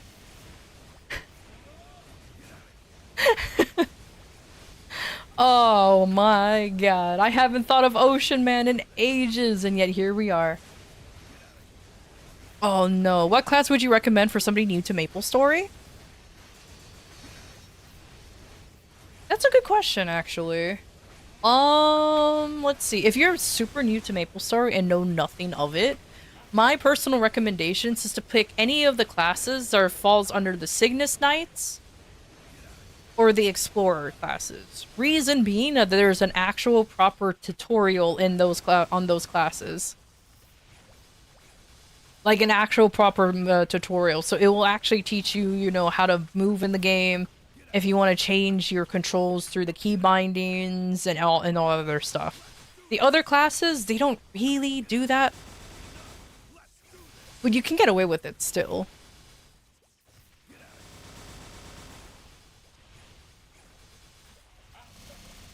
However, don't think that you're just restricted to those two types, the Cygnus Knights and the Explorers. You are 100% allowed to make any class right off the gate. So as soon as you download it and launch the game, you can literally make any of the... Oops. God, how many classes do we have? 50? No, it's not 50. 49 classes? Yeah, you're allowed to make any and all of the classes. There's no restrictions. You don't have to unlock them. You don't have to do any special thing to like, oh, if you have this class and this class, you unlock this class. Nah. You can 100% just start off with anything. Woo. 49? Yeah, I think it's 49. I think we're about to have 50 because Mo Shuang is coming out soon. So, yeah.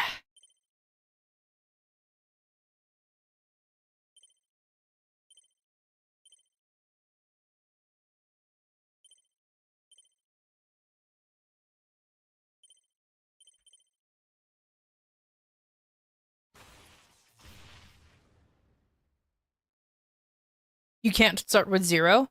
Oh yeah, 0's the one that you can because you need, like, pre-existing characters. That's right.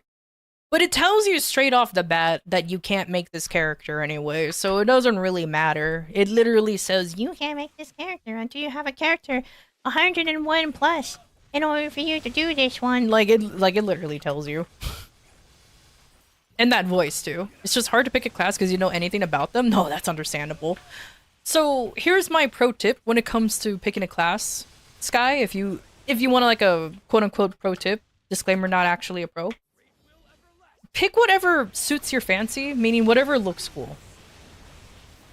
If you want to dig really deep, you can go ahead and look up how each class looks and plays on YouTube.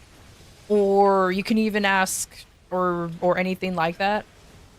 And then whatever looks cool to you, you can go ahead and just try out. Because no matter what character you make, you're gonna need it anyways for building up your account in general. Meaning that it will always goes towards actually progressing your account. There's no real wrong answer in how to start MapleStory. Some argue that there is a wrong and right way to do it, like there's an optimal way to do it. But I'm not a huge fan of advocating for optimization and playing the game, because that's a surefire way to burn you out like near immediately. So just kind of do what you want to do.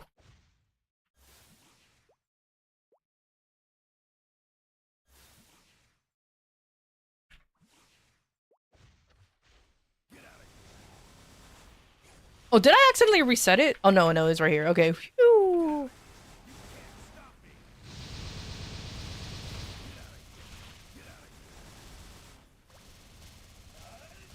Is there any summoning classes? There is, actually. There are...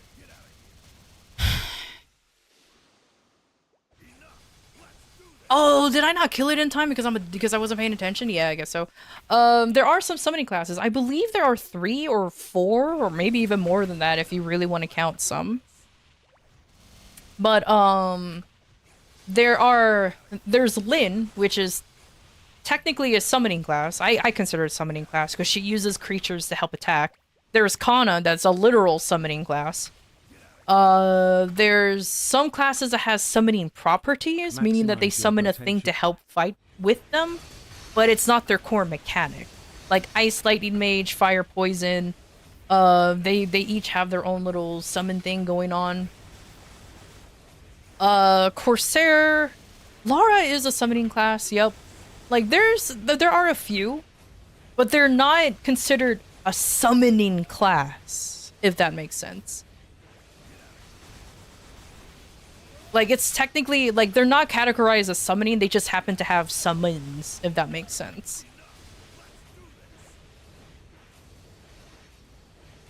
Because I guess the best way to, oh, is it, or am I done? Oh, no, I'm not.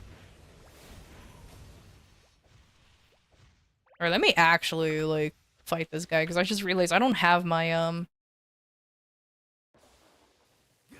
Yeah, he survived with 1 HP, really? You dingus. You absolute dingus.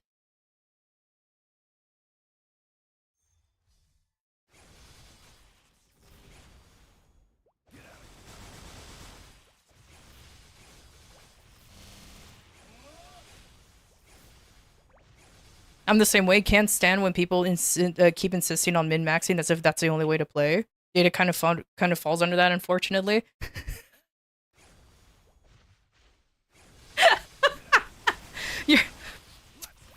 You're kind of not wrong. Warning, an ad break is happening. We'll be back shortly. kind of not wrong there.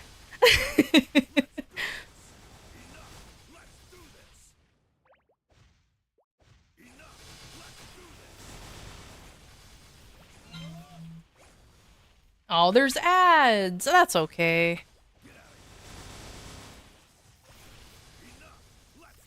But are they wrong? No. To be fair, Data and Zemi are the two folks that are constantly talking about playing the game efficiently, and it kind of gives me a headache because I'm like, I don't know, man. It's just a Maple game. I'm just kind of like vibing at this point. Because if I try to play this game as efficiently as possible, I will be honest with you, I will burn out a lot quicker than I've been close to burning out before because I wanted to try to play as efficiently as possible, excuse me. And as soon as I give that up, I'm like, you know what, it's just Mushroom Game. It's just Mushroom Game, just vibe with Mushroom Game.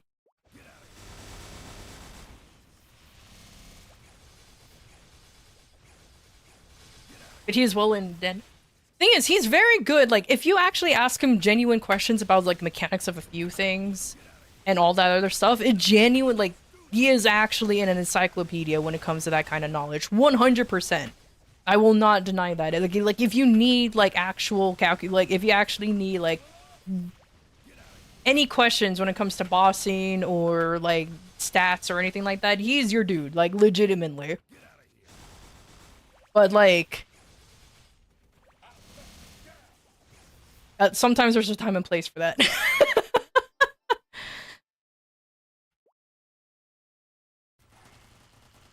Some of the shit you don't even efficient, you're setting on 21 on shit. True! And your TP farm, to be fair. I've heard, though, actually, correct me if I'm wrong, I've been hearing that TP farming on DS is actually not efficient farming. You guys should actually be doing a different way of doing it. But because it's so goddamn lazy that you might as well TP farm. I don't know if that's true or not because I don't play Demon Slayer, but I've been hearing through the grapevine that it's actually not an efficient way of grinding, which I find really, really funny. Nope. Fuck. No, shit. Jump, my nerd. True? Oh. Yeah, like, I found that weird. I'm like, huh. Most Demon Slayers will do that because you just push a button and then another button and just be like, alright, I can go on vacation now.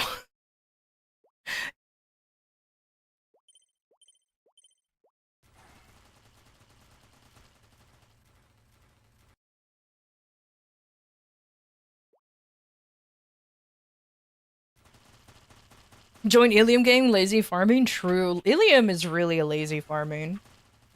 Truly is. Oh no, so yeah, technically Ilium is a summoning class, because you do summon balls. Oh, hold on. Hold on, let me do that with reverb. Balls.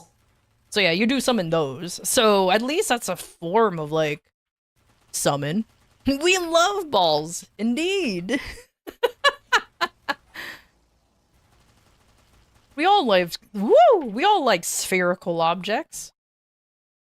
Everybody loves balls. Don't do it.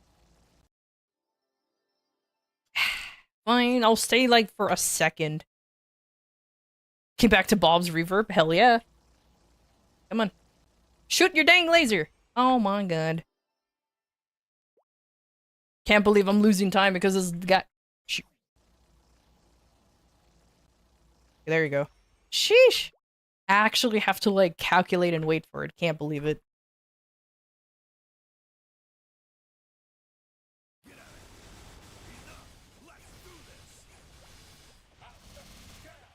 I just realized I forgot I'm beating up this guy. Whoopsie poopsie. I'm so sorry I ignored you.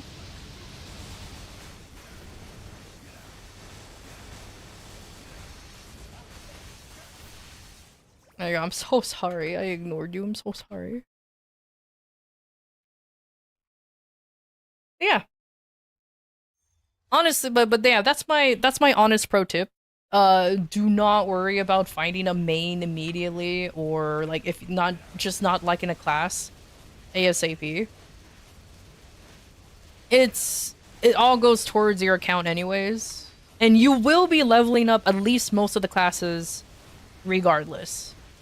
You will be doing that anyways, so it just works out well.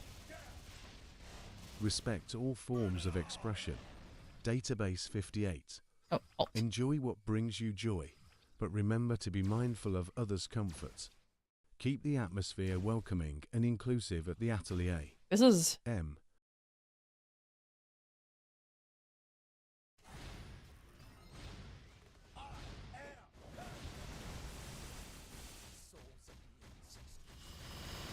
You swap 3 mains or 4 before Demon Slayer? Meanwhile, I never swapped main. I've been maining Kaiser for 10 years straight. So there are some folks who swap mains kind of frequently and some who absolutely don't. I'm in the absolutely don't category.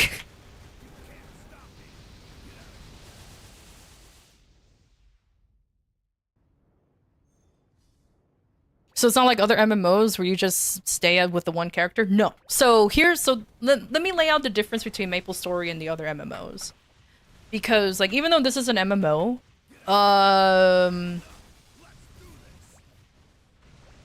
there are classes that don't play like their stereotypes and other characters. Or, like, in their classes. Meaning, like, there is a Bishop class, and Bishop does heal. It does do support.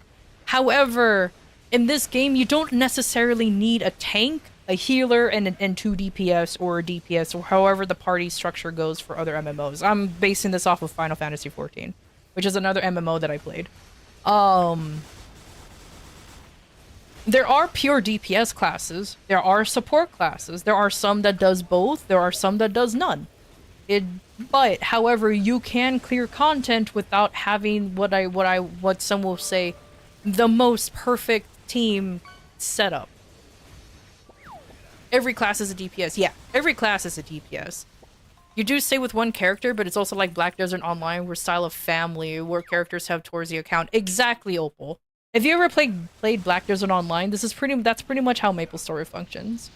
You level up other characters to help build up your account, which in turn helps you build up your characters in the long run. Because we do have, like, Legion, where all your characters pretty much determine how powerful it is, as well as Link skills, because each one has a unique ability tied to them, and they can be useful in making your character strong. Now, it sounds all daunting, but like I said, in all reality, you can just honestly take your time in doing all of that. You don't have to worry about doing the most perfect leveling process out there. What I did personally is that I started off playing, like, none of the classes actually helped with the account, and then I slowly realized, oh, this one gives me, like, crit. Alright, I'll level this one up, and this one.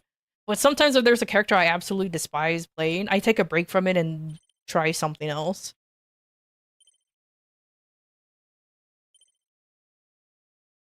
And there's no, but here's like the downsides when it comes to MapleStory. There's no actual, like, dungeons in the class, in the game. There are bosses that you can team up to fight, but most of the time it's a solo MMO, just like Black Desert Online. Like, there are social aspects to it, like joining a guild and just being chatty with them definitely helps. Or you can be like me, who doesn't talk to anybody in the guild. Oops. Like, I don't join the guild Discord to constantly chit-chat. It's fine.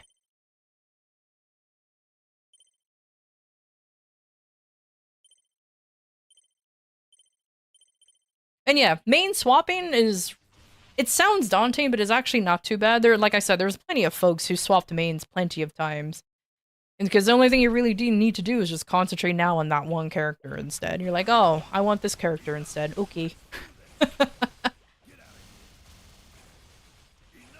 So you tell me you don't have to interact with anybody and just farm? That sounds perfect. That's exactly what MapleStory is. Like, honestly, most of the time when I'm grinding, like, off-stream, I have like a 2 or 3 hour video going on in the background, or at least like a playlist on YouTube or whatever, and I'm just mostly paying attention to that while I'm just grinding away. That's pretty much what I'm doing.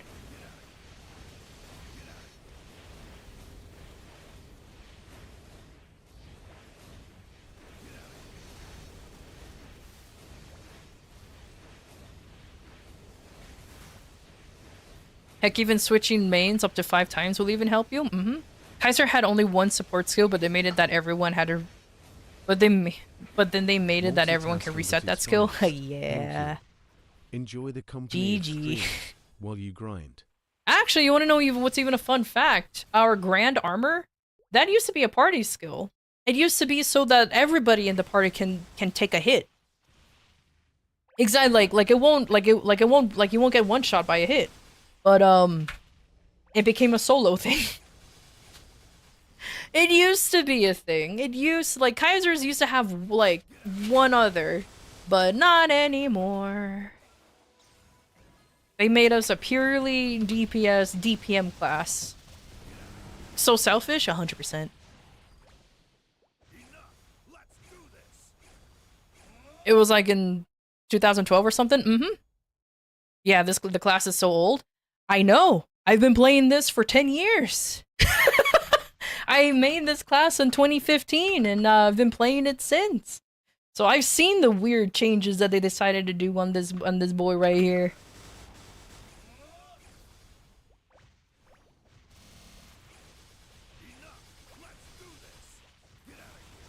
But it's okay. I still love the class. I love the aesthetic of this class, which is why I cannot quit it. Also its gameplay is not too bad. However, I will still always do my weekly rant of, like, they should change this about Kaiser, because I love the class, and I just feel like there could be more potential to it, but it's okay.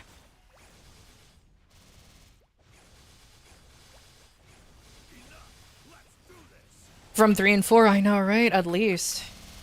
I'm hoping I can at least get them, like, the 2 skills up to, like, level 10 or something. I'm saving until now, so I'm just hoping I can reach that. No other class can adopt your signature colors like Kaiser can? Exactly. Kaiser's the most... Nah, I was gonna say, the fact that you can like, at least change the colors on your main armors, transformation armor is actually kind of cool. Luckily, it's only a mil each. I remember back then when I made the Kaiser, and mills were kind of hard to come by for me because I was a baby. I was like, oh my god, why are the coupons so expensive? I can't afford this. Now, just a mil? Alright, let me just like fucking shovel out money out my pocket until I get the color I want. Oh, how times has changed.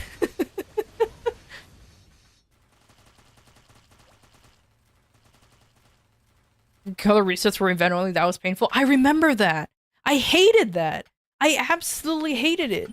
Because back then, also, I had an account only in the regular servers, because it was my original... Well, when my original account got hacked and I went back to MapleStory, Reboot didn't exist yet. So I remade my character in... I think Windia still existed at the time? I think? Don't quote me on... I don't remember how long ago it was when they combined the but I remember going back to my old server and I made a Kaiser from there. And yeah, I remember it being event only and it was a pain in the butt because I'm like, oh, I have to be default colors forever. And honestly, because of the event only coupons is why I kind of disliked the original Kaiser colors. Because I'm like, ugh, it's so basic, bitch. That just means that you don't, like, you're not an expert in the game or whatnot. Now I like the...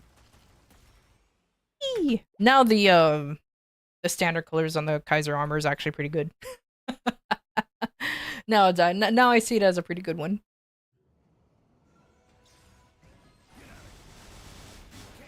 Yeah, from that era.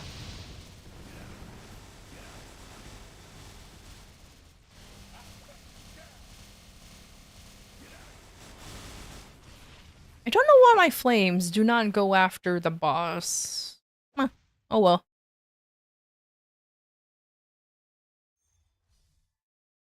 Oh well. Maybe one day. Kaisers will get just a small upgrade. I don't know about a whole full remaster, but at least just a small one. Just a teensy weensy one.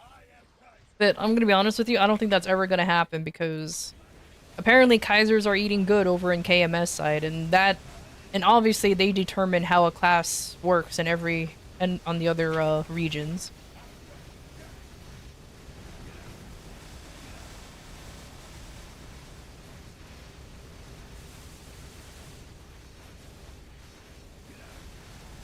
A sword of power, a symbol of strength, where it I guess I could have prowls, just origined and get it over with so he doesn't as have you to swim journey away, through huh? challenges at the I atelier. don't know why I never think about Let it origining. remind you of your Oh well. capability and courage. M. Maybe because I assume that you have to go through this phase. Ow, you bitch.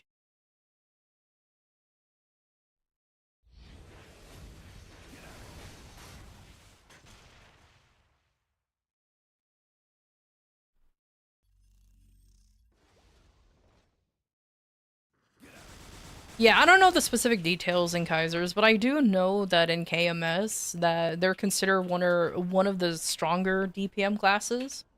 So I don't know by how much, but I do know that they're like kind of up there.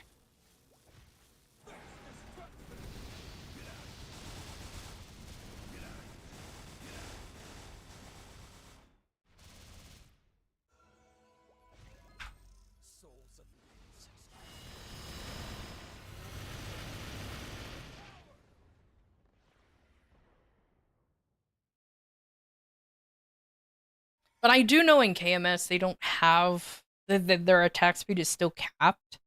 So that's why I'm kind of surprised that Kaisers are doing well over there. But I'm assuming because other classes benefit a lot more from attack speed 0 than like more classes benefit from it than Kaiser. So they become stronger by proxy. Though I don't know, I don't remember the details. All I know is that I'm eating these. Beautiful. 424 fragments. Let's go. All right. I must stand strong. I need to save for my masteries. Kind of. I might spend a little bit to get these 2 skills up to 5, but it's debatable.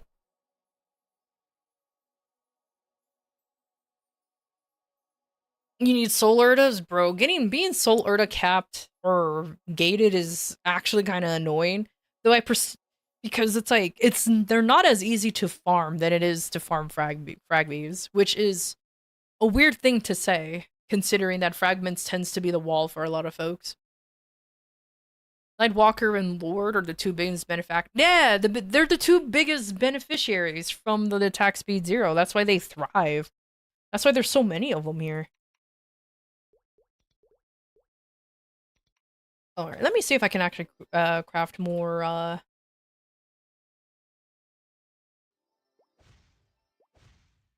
WAPs and EEPs. I should be able to. If I remember. Oh, I need to learn the recipe.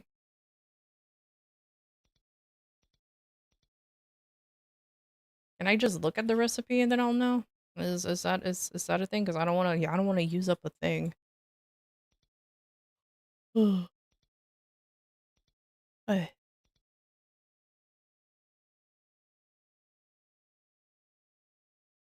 Oh, there it is. Nope, I need the recipe in order for me to even look at it. That's dumb.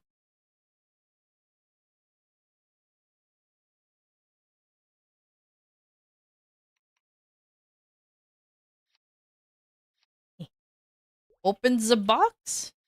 Okay, there we go. DS will be a fake class without RFS and attack speed 0. Would it be? I didn't even know that. Would they really struggle that much? I don't believe that. I don't think so. But you're the main, so, I'll believe it.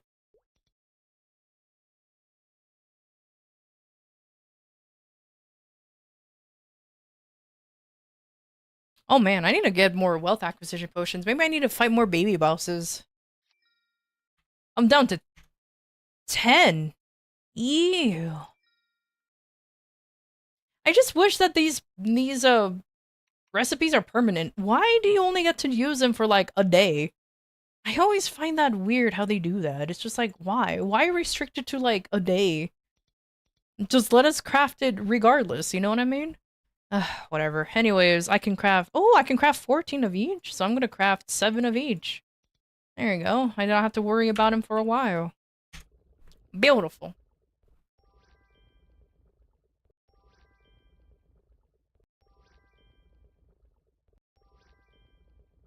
You're just a good old hurricane user. Let's go, hurricane.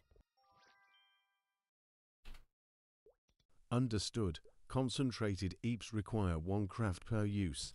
Database 58. Plan your creations 0 wisely to 700 and fragments. utilize them Oh, effectively. that is so Experiment rough. and Hey, at discover least full when potential. The atelier. at least farming with fragments, or sorry, Urda, gives you more fragments. At least that's what I like to think. There you go.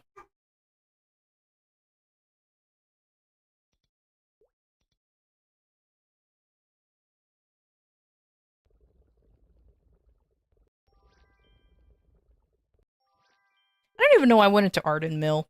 Since I can actually craft these potions in my house, since I have the alchemy bench thing over there. And Look, it's a baby Zero. Look, it's a baby Zero.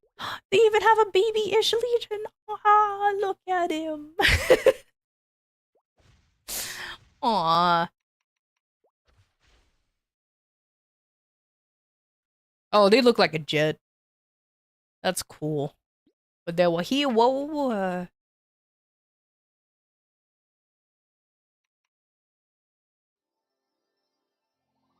Are we winning?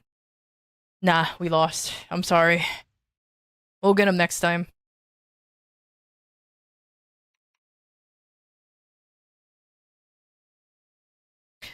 You know what? I crafted those potions. I didn't even bother making like the better versions. Oopsie poopsie. Let me get them from my inventory.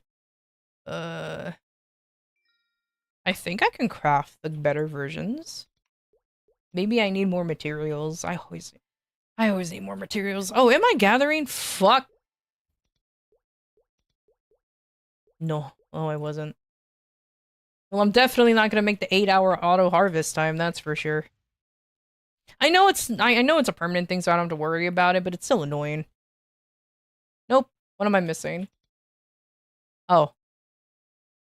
Flowers. Okay, I'm missing flowers. Okay, that's fair.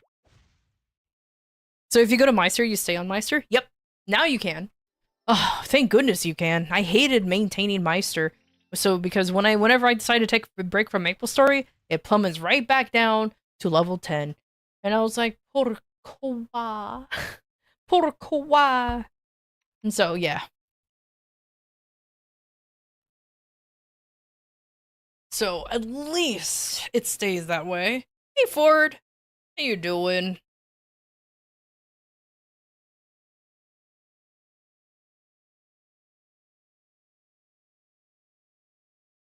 Yeah. No, it's a semi-recent change. I say semi because I think that happened, what, a year ago or something like that? maybe even longer, but either way, yeah, because for so long it did expire and I hated it so much. Because you remember Decaying a long time ago? Mm-hmm. I hated it too. But nope, you stay Meister forever. Hooray!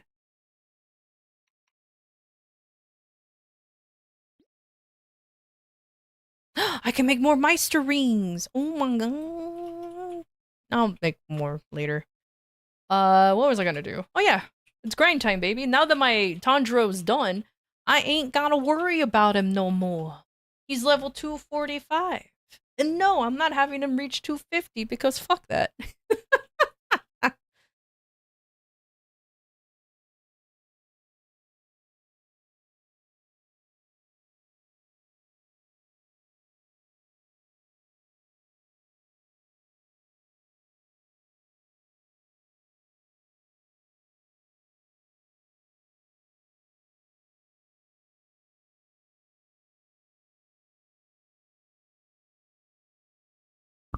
Ice seats. Alright, anyways. Whoop, there you go. Mine's is at 260. You got yours up to 260? Man, how did it feel? Genuine. How did it feel when you finally got the whoops. The the medal only for it to do nothing? Because honestly, once I figured out that the medal didn't really give any stats, and I don't think it's anvil?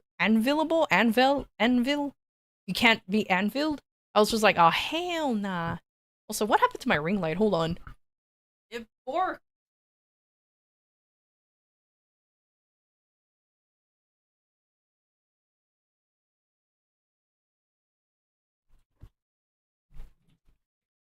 Oh.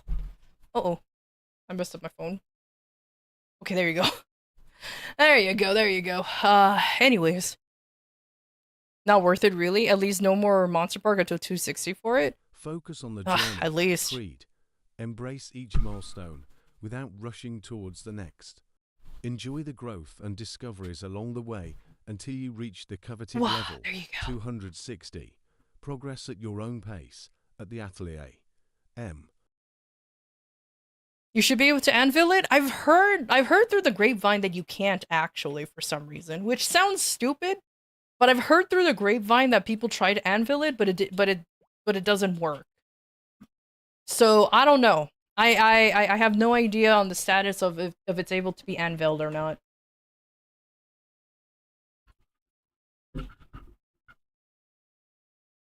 Alright, anyways, what was I gonna do? Oh yeah, grind. Oh, I guess I could just do this, huh? Grinding. Confirm. Yay.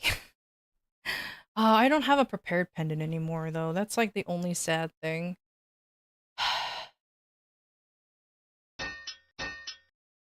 Yo, thank you for the follow. Thank you, thank you. Yeah, I don't have a pendant. I don't like grinding without a pendant, but I guess I might as well not.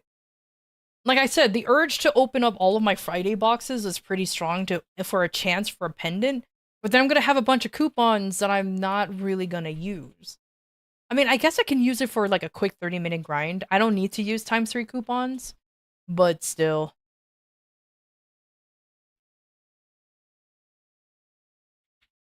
You plan to leave Sup at 24, then replace it with the Limbo Ring at 22 if that ever happens? Oh yeah, maybe. Pendant? Yeah, the spirit of the pendant, spirit of the nerd pendant. That one. Because I know you get one from there. I've seen it. Tanjiro I already used the Tanjiro journal one. Yeah, that was the one that expired. I use my pendants immediately. I'm always grinding. Always. Always grinding.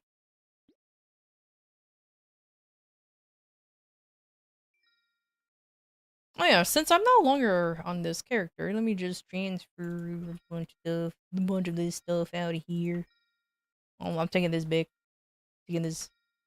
Taking this. Taking this. Taking my money. Yeah, that's right. I'm taking this. I'm taking these.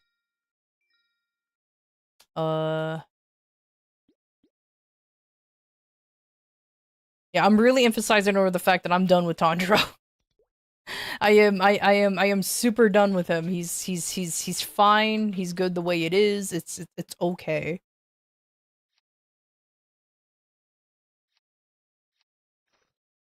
I spent enough money to actually get silver because, man, trying to get a vac pet was annoying. There. I think the only thing that can't be transferred is the rings that are on him. Yeah, but that's fine. I don't care. He can keep that.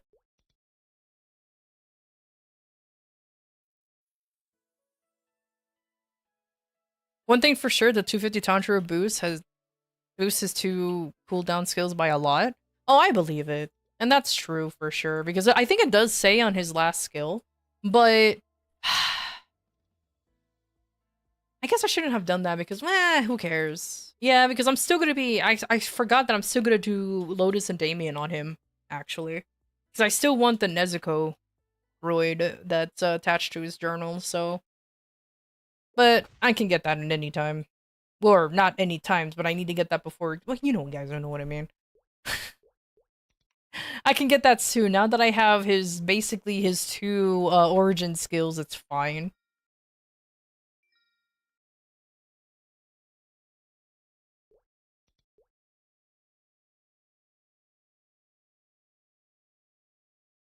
Where did those potions go? I organized it and now it's lost. There they are.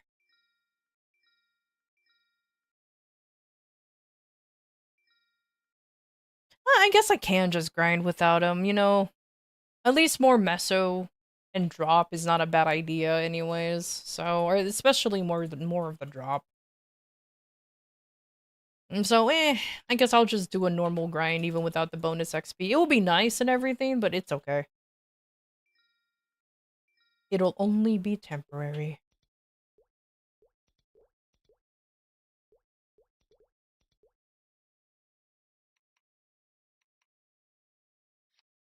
Indeed, Creed. Level 250 Tanjiro significantly boosts his Now the only thing I cooldown need to do skills. is wait for an Embrace MVP the to power pop. this brings to your strategy. Utilize it wisely in your adventures at the Atelier. M. I just missed one not too long ago. I just want to mooch off of one MVP. Just one. Just one. That's all I want. Do you think I'll be lucky enough to have one pop while I wait for a little bit? I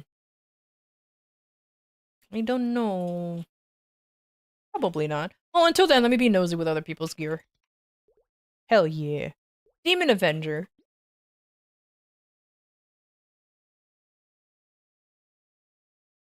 Just get the MVPs from your mule's forehead? True! Some of them do only have one, so I guess I can just mooch off of them, so it's not a bad idea. I'm just lazy.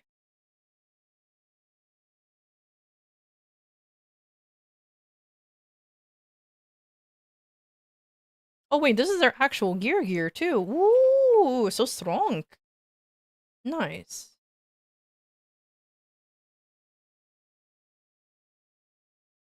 Two-piece pitched. I understand that pain, homie. I understand completely. 21 or 22 star items, that's for sure. Oh, there's a 17 star. Man, that's relatable, and it's on the superior stuff. Yeah, no, that's relatable because running what's it called, Golix every day. I tend to forget to run Golix a lot. Oh, it's Mango.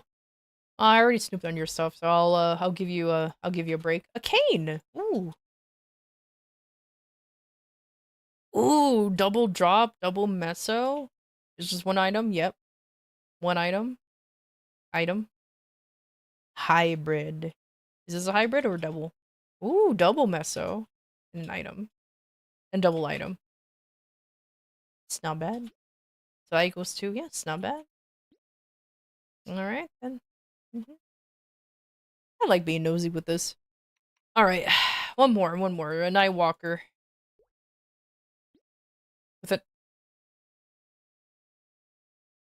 MVP!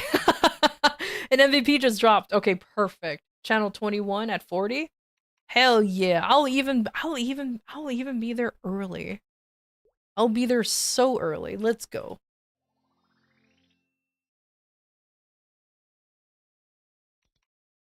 That would be awesome. Do you mind if I throw your name to another VTuber who's looking for other Latin streamers to collab with? The problem is I'm not full Latin though. That's another thing too, and I don't exactly present myself as Latin. It's not my whole personality, it's just happened to be what I am. So that's why I'm like, I don't know. It doesn't matter? You know what? Out of curiosity, sure.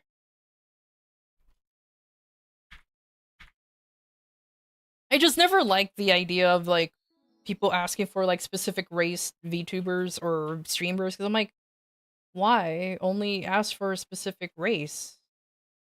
Just collab with anybody. But anyways, that's just me, though. May I ask what's your CP on my Kaiser? My Kaiser's 140. 140 mil CP. I would change over my stuff and everything, but I am far too lazy. But I am far too lazy too. But yeah, 140 CP. It's not surprised. It's not as high as I should, but I need to work on cubing my gear. Definitely.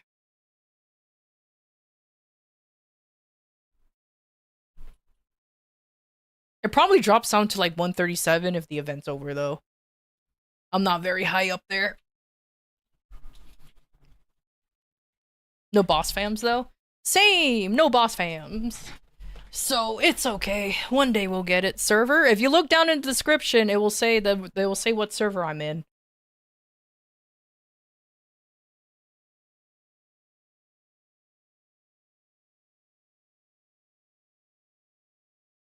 It's more of an entertaining thing that makes sense, and trust me, they're up your alley when it comes to the nerd department alone. Cool.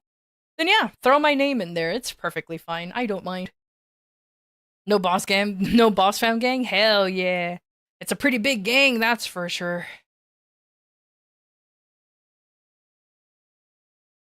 Yeah, their name is Madge. No boss I fam love gang, that. Penkun, a community of unity and Can't wait for positivity. fam's gonna be a game changer. Oh, same. The fact that they didn't just unlock it for the rest of Grandis on the first place, or sooner, I should say. Are you blind? You didn't see the server name? Oh, that's okay. It's probably buried. Kronos. I'm in Kronos then.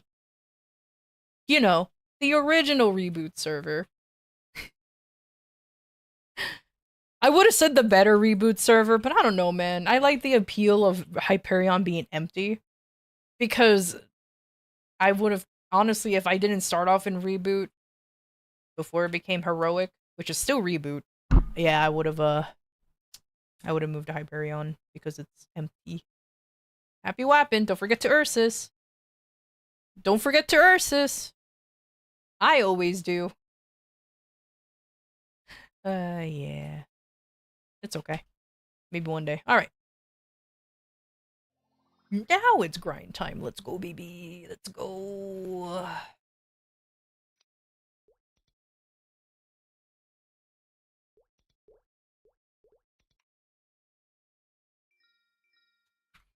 Ah, the grind never ends. Am I right? Or unless you're like actually done with the game, then mad respect. Imagine being done with a game and its grinds. Can't be me. I sold my soul to Maple Story. No, I didn't actually. It's just a childhood game that I just keep playing. that is a true story. It's just a childhood game that I keep playing.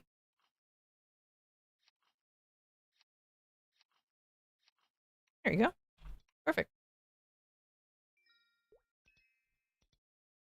Dog, why did it sound like... Oh no, it's two people in here? Ah, stupid. It's my channel. Oh, am I free? Yeah, channel 40. Okay, that works.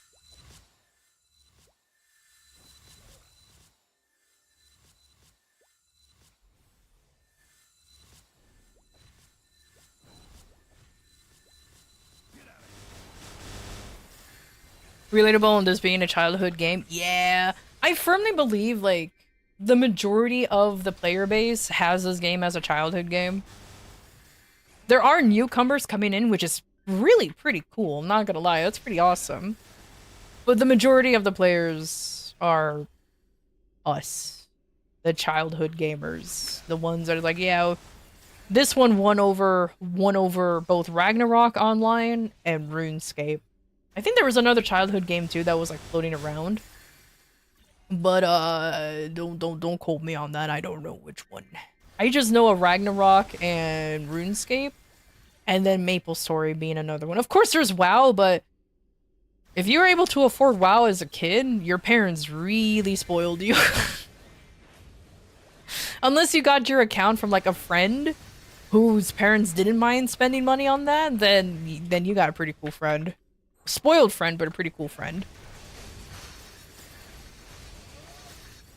When until they announce new areas, increase the level cap above 300, you can never be done with this game. True. Man, remember when the level cap was like 275? Remember the idea of reaching 250 was like a distant dream? You're like, man, you reached 250? My god, that's a lot of grinding you did. Now it's a fucking casual walk in the park.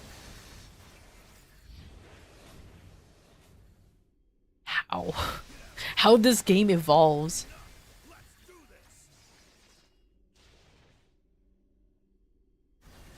I remember when the level cap was 200 and getting to 30 was a dream. True! I remember that. Oh, classic MapleStory.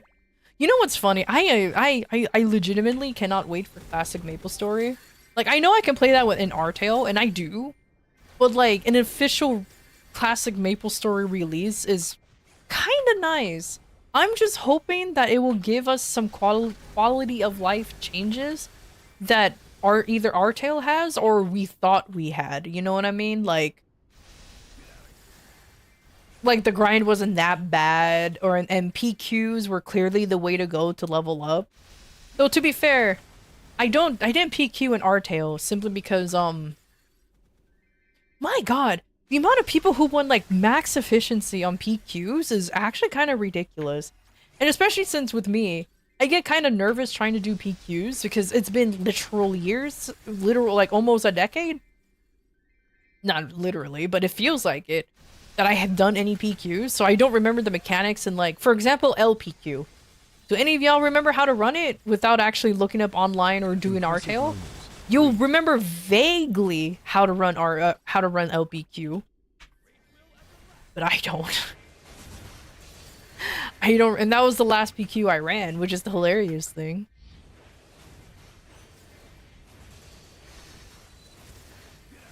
Me, when I was level 58, seeing 140 plus with Zakum helms, right? Or like trying Horntail for the first time and seeing people with like the Horntail necklace, you're like, oh my god. Oh man, the Balrogs and the Orbis boat. Classic. I have died to that Balrog before. So, funny story. I think I was like level 74. I think I was on my Bowmaster. No. I wasn't on the Bowmaster. I was trying to get the Bowmaster up there. I think I was on my Bishop. And I wanted to see if I can take on the Balrog by myself. Because I've seen these people, like, solo the Balrog. And I thought it was super cool. I'm like, man, I want to be like them. For real, for real. So...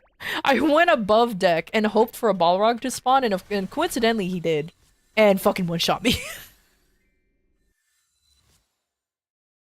Fucking died instantly. I'm like, oh, I'm not ready for Balrog. I was so sad. Because I did legitimately wanted to go to Orbis for some reason. I don't remember why I was going to Orbis again. I was flying back and forth between the two because I didn't have any teleport rocks. I kind of refused to spend money on MapleStory. So, I had to do the trip all over again, and I had to wait for it to come back. I was like, oh my god. That's why classic servers suck. The nostalgia is nice, the AD is nice, but it's usually a bunch of salty vets. Yeah, that's the main thing that I'm worried about, because in Artale, there's a surprising amount of salty vets in Artale. And they play that game to like near max efficiency. I'm like, It's just old school Maple Story. Like, why? But oh, somebody took my spot. How dare you? Wait. Anyways, but is everybody grinding today? Is this a grinding day? No, I just found an empty channel. That's fine. What was I gonna say? Oh yeah, like I don't know. Maybe it's just me, but I legitimately cannot take MapleStory so seriously where I have to be efficient, where I have to be min-maxy as shit. You know what I mean? Like, I understand being min-maxy in order for you to clear, like, tough content and everything. I understand that. But to, like, dedicate as much time as these folks are to actually have spreadsheets and everything, I don't know, man. Maybe because for me it's only a childhood game. Willing to sell 10 attack. Oh my god. Bro, the whole looking for PQ part of spam with all of the @ symbols and everything, I remember doing that. Constantly. Constantly, I remember doing that. Especially when Monster Carnival came out. That was my favorite PQ, actually, was Monster Carnival. And I do remember exchanging wins back and forth with a group at one time. I got a lot of experience with Monster Carnival. It was great. It was great. You needed the ads, yeah, it can be on top. Exactly, I remember that. You had to be on top of everyone else because you can easily be flooded.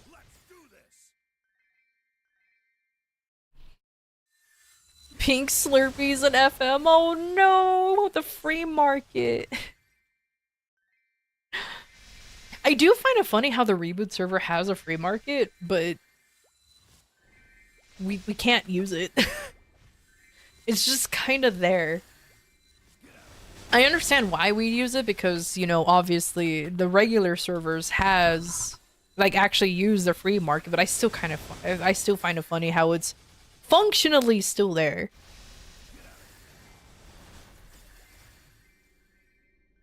God, I remember legitimately going through the free market and literally shopping through all of the stores and kind of like being like, man, I wish I can afford this. I wonder how people have this much money, kind of thing. Now I know how, but back then when I was a wee little kid, no fucking clue. I had no idea how money worked in MapleStory.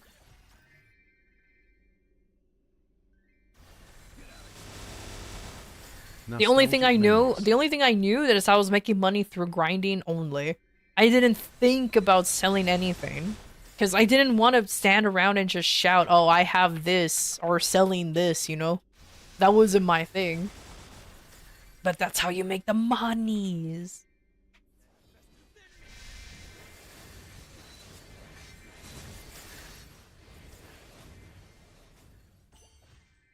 Me looking at my yeah, like that's pretty much it. I was like some poor person looking at my pennies and seeing these millions of dollars things. I'm like, one day I can. One day I can be up there, I swear. Speaking of nostalgia, setting up shots in Lineage. Oh man, you're a Lineage player? That's cool. My friends actually played Lineage instead of MapleStory, or they played Lineage for a while. That was a game that I never really got into, but my god, the stories they would tell. Losing XP when dying, all progress for nothing. I remember that. Man, I swear they made you stop losing XP when you died in order to stop the Kanas from just basically killing themselves so they can stay around level 140 for Bye Bye Station. I remember that. I was hanging out with the aliens when I was just grinding there, and I will always see a Kana come in, die, and then disappear. I'm like, oh, there goes another one. Oh, there goes another one. Constantly, repeatedly. It was so toxic back then, you will lose XP on PvP. People bullying out of farming spots. Oh my god. Maybe that's why I didn't play Lineage, because I heard it was PvP, and I was like, oh, hell nah. I played Guild Wars, I know how PvP works. Mm-mm. Mm-mm. Oh, apparently, Maple Story C is getting, Singapore back. They're getting they're getting that whole area back, but Singapore and Malaysia, I believe. I can guarantee you Potable Badges is not coming back, but at least Ghost Ship and Bye Bye Station and all that stuff is coming back, I believe. They never lost it? How come there were patch notes saying that it's coming back?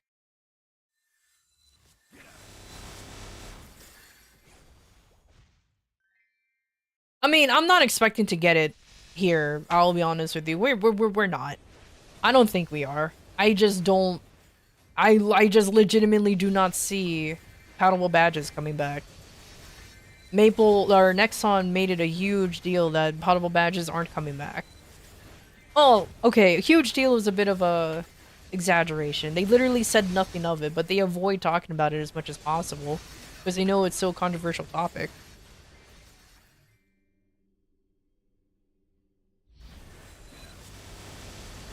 Yeah, it's definitely a revamp. Because the patch note says that they're revamping, because they did lose it, but they're revamping Singapore and Malaysia. And they showed, like, new levels, like, the new levels for each of the areas, and and all other stuff. However, there was no signs of Potable Badge anywhere, especially when they were talking about, the Ghost Ship area. And because I think they also listed out the quests as well, but as far as I remember, they did not mention the quest for the Ghost Exorship badge. So it's like, okay. Like I said, give us back Potable Badges. In my opinion, yeah. However, the Genesis badge is gonna lose its value unless they make it potable. Another good solution is to make the Genesis badge potable. Like, it doesn't have to be starred, just give us just have it be potted, but that ain't gonna happen. That is legitimately not gonna happen.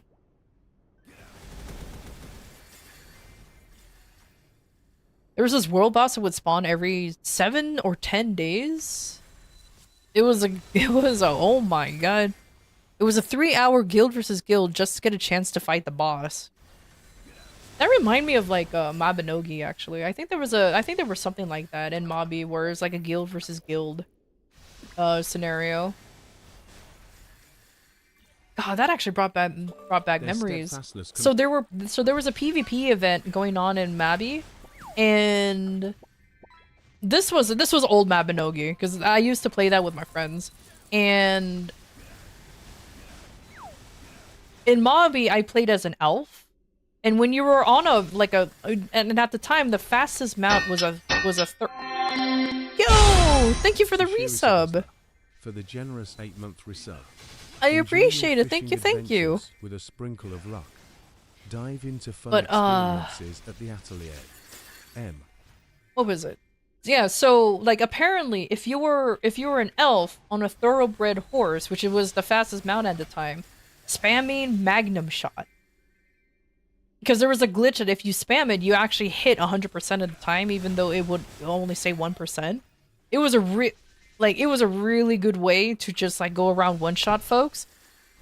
I managed to do really well in the PvP because I was an elf who was an archer with a thoroughbred and I was spamming Magnum shot, whereas my teammates, all of them except for like one were humans. The one was a giant. So I was literally the only one who was able to do something at the time. And my god, it was like me versus the world. Did my guild win? No. There's only so much I can do when I'm literally one elf versus like an army of like 20. But it was so much fun. It was so much fun. It's Amo? Oh, hey, Amo.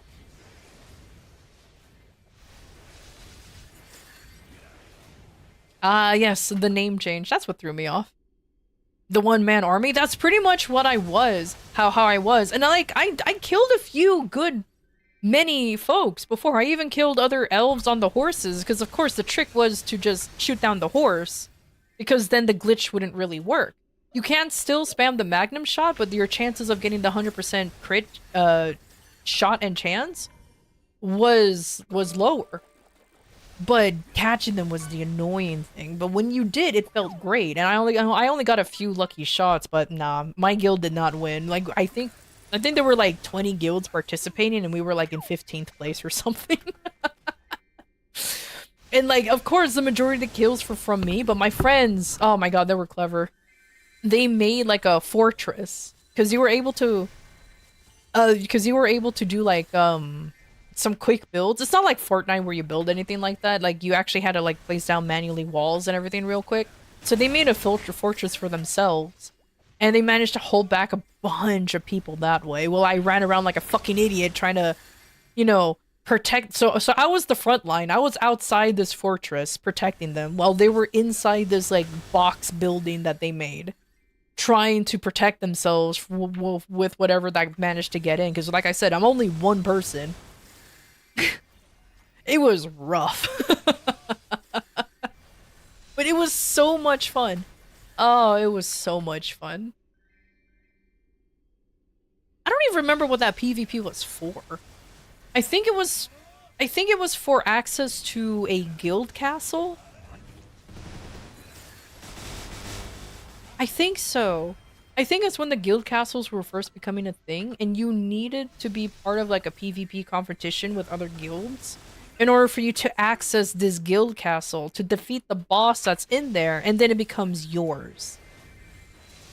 I think that's how it worked. So you gained the ability to unlock this dungeon, essentially, and then the guild castle will be yours. However, it's yours temporarily, because then after a certain amount of time, you get kicked out of the guild castle, and you have to rinse and repeat all over again. And I think it's like every 3 months or something. So whenever like the guild wars happen, oh, we tried, and our guild was very small, but we definitely tried. We got like top 10 once, but then I think that was when the top guilds weren't participating. That's how we managed to make it up there.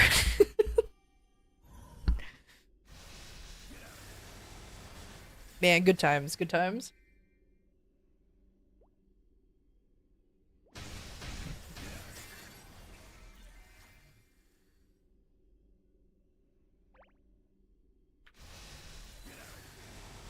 Oh man, Portal. Yeah, I take Portal nows. Portals are pretty good XP. I can't deny that. I still kind of refuse to do, what is it called? Infernal Wolf. I'm pretty sure the XP for Infernal Wolf is actually not bad, but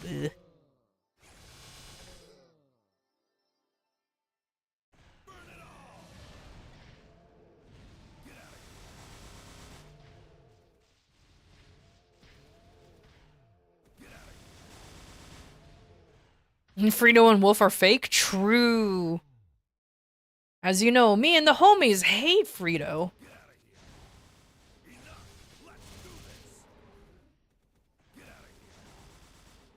Indeed, Penkyun, delve into the recommended YouTube video about portals. Expand your knowledge and unravel the mysteries they hold. Stay curious and informed at the Atelier. M. You sure we watched the YouTube video that was recommended about portals?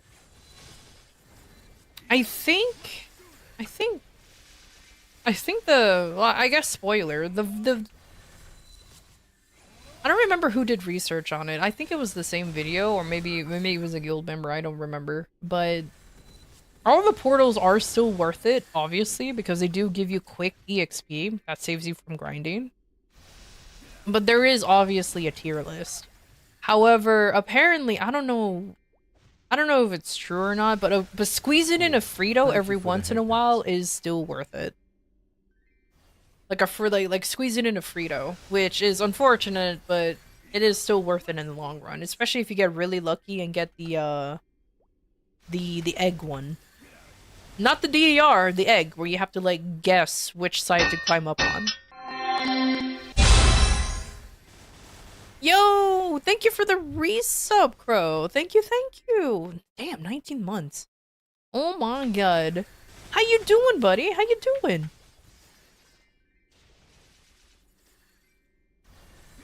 If you got anything running like Pendant, there are... Yeah, I don't think so either.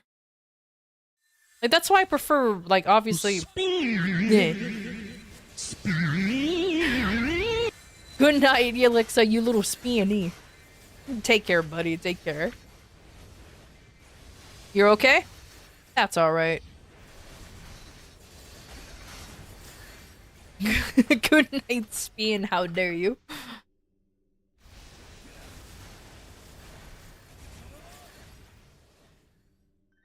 Yeah, but you have to have everything running for it to be worth it. So it makes it makes sense, especially obviously the Poyo portals. But yeah.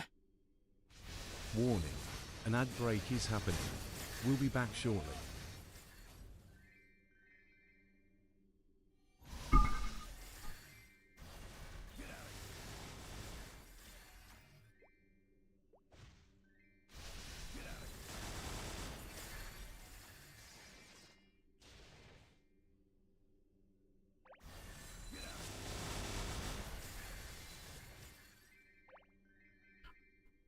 Oh, that's a red bug cat.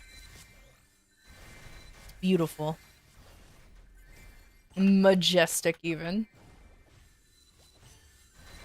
Man, I wanted to get the suit, but I didn't want to spend so much money to get the suit. It's okay. It's probably like a novelty I'll probably wear every once in a while. Same thing with like the dog, the illusion ring. Like, I wore that for a little bit, but after that, like, I'm not wearing it no more. You're sad that you missed the illusion rings? Oh, it's fine.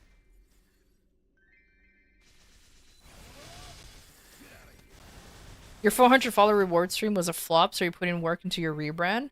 Oh, I'm sorry to hear that, buddy. Oh no.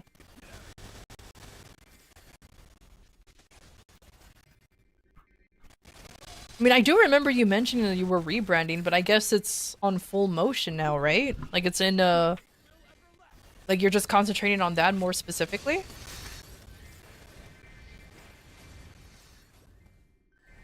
One person showed up? Oh, I'm sorry. I don't really use Twitter anymore. That place has gotten so fucking toxic that... So I miss, like, any and all announcement that goes on in there. I'm sorry. The drawing for the design is almost done? Oh, nice! That's cool.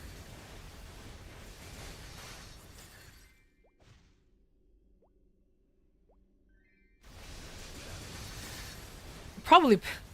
But yeah, I stopped using Twitter, and it probably annoys the heck out of my, Cause I got a coach at one point to pretty much just tell me, like, oh, what the hell am I doing wrong? Like what? Not doing wrong.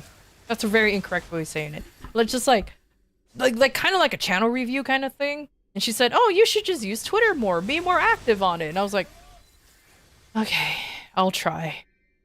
Proceeds to stop using it completely.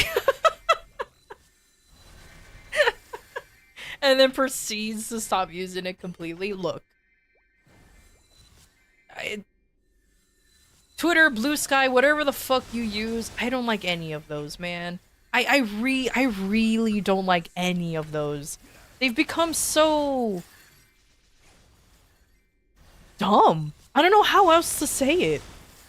They've become so dumb. Like you have to have, like, the most extreme ideals. And if you're just, like, a normal ass, like, oh, I like cheese. Oh, that means you hate fucking milk, right? It's like, what? Huh? it became so that I was just like, all right, you know what? I'm done.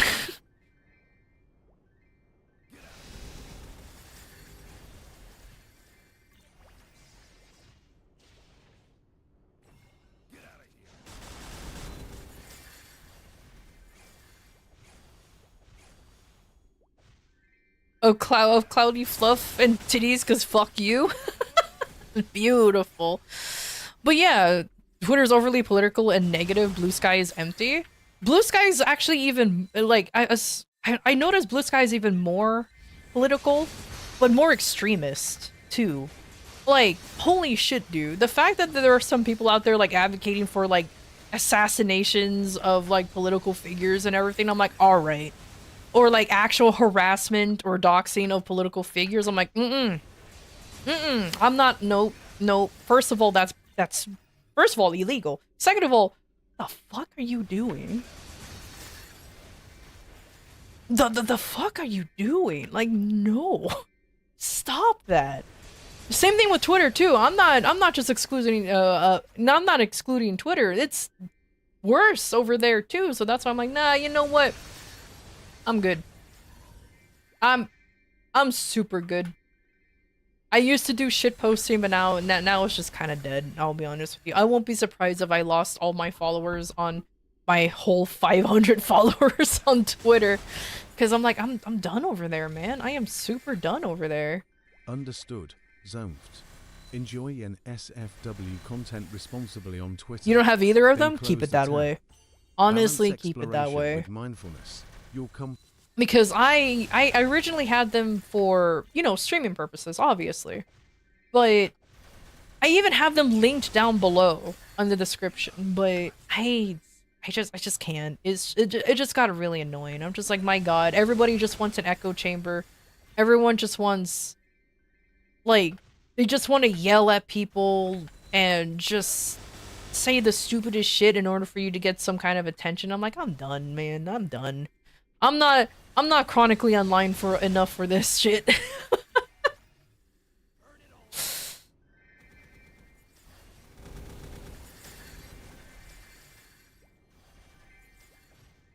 But I will say this, though. The only upside when it comes to using Twitter in the past was the fact that I managed to get some good networking going. That's how I managed to become friends with Yomi, for example, and she's like 50 times the size of her, like her channel's 50 times the size of mine, but end up me actually becoming genuine friends with her, which is actually pretty awesome. I managed to meet some really nice people over on Twitter, but like what South Park said, in order to meet friends, you have to wave through all the dicks first. And oh boy, I forgot what character says that, but oh boy, there's a lot of dicks. It's a lot of them. And I'm not talking about eggplants.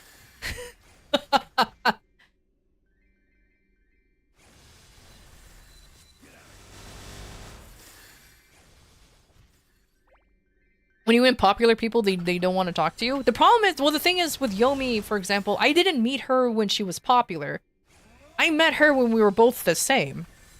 We both started off, and I just talked to her, be like, "Hey, you know, good luck. Your design's super cool." She's like, "Oh my god, thank you." And then I like lurked in her streams when she started streaming and everything. We started chit-chatting. But obviously, she grew much farther than I did because she is so hyper. I don't know where she gets her energy from. I'm too old for that. I'm too old for that kind of hyperness she brings to her streams. I'm like, nah, man. Bring me to a retirement home. I ain't got the energy for that.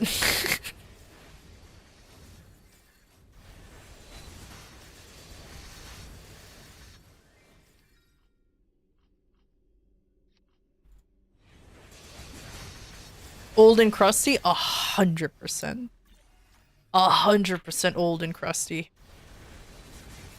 You kids and your skibbity toilets. How dare you? Back in my day, we used to say...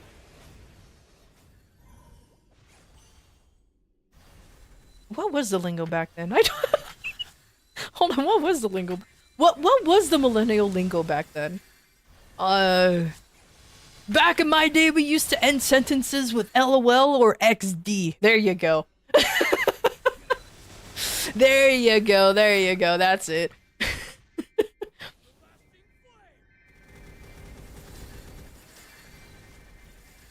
Which, to be fair, that is still a typing habit that I 100% still do to this day, and it will never die because old. You're now 30 and crusty. Welcome to the Crusty Gang.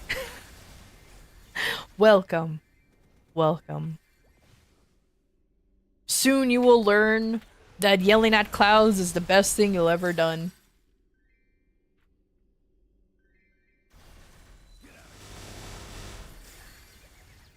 You're also an uncle now? Yo! Aw, that's adorable! Congratulations! Now you an unk. Now you have to be that cool uncle, you know what I mean? Now every time you see the kid, you be like, hey!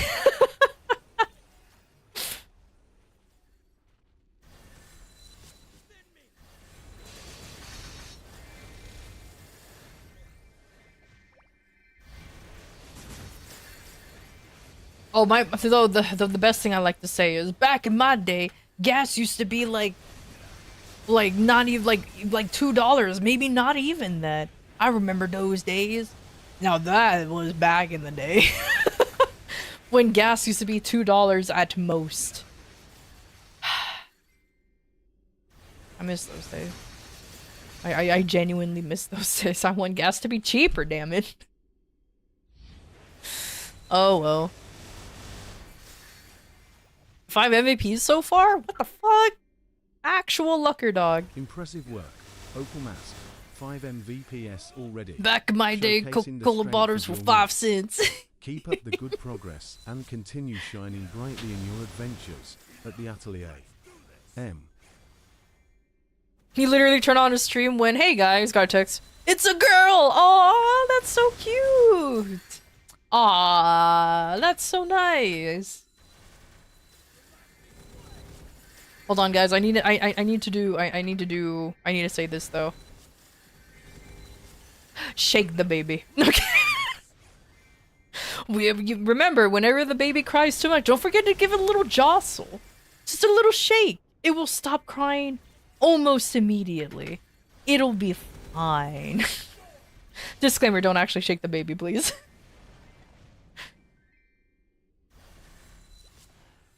You're gonna be Funkle Crow? Oh my god, that's so good.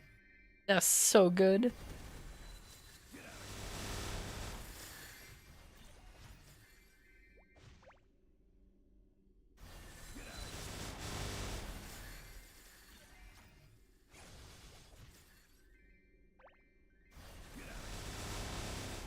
It's okay. I will never be an aunt. Good. I don't need a little niece or nephew being like, can I have this? I'm like, no, I will literally shake you.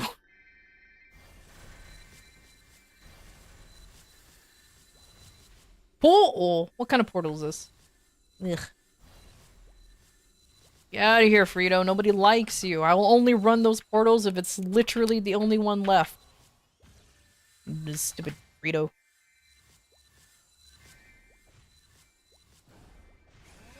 Back in my day, being radical had nothing to do with politics. That's pretty rad, bro. Back in my day, people actually said, you know, oh, I'm so sorry.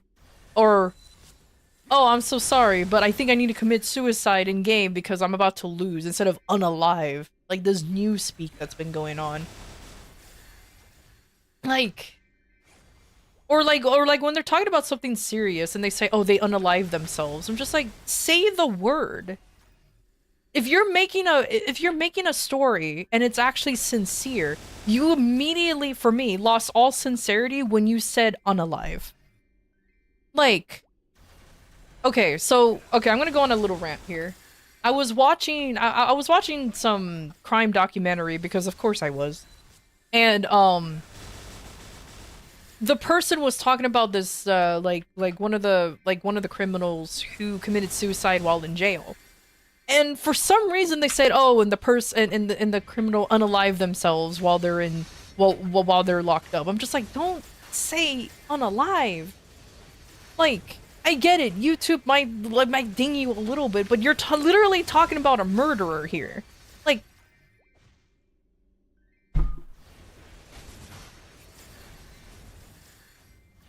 I don't know, man.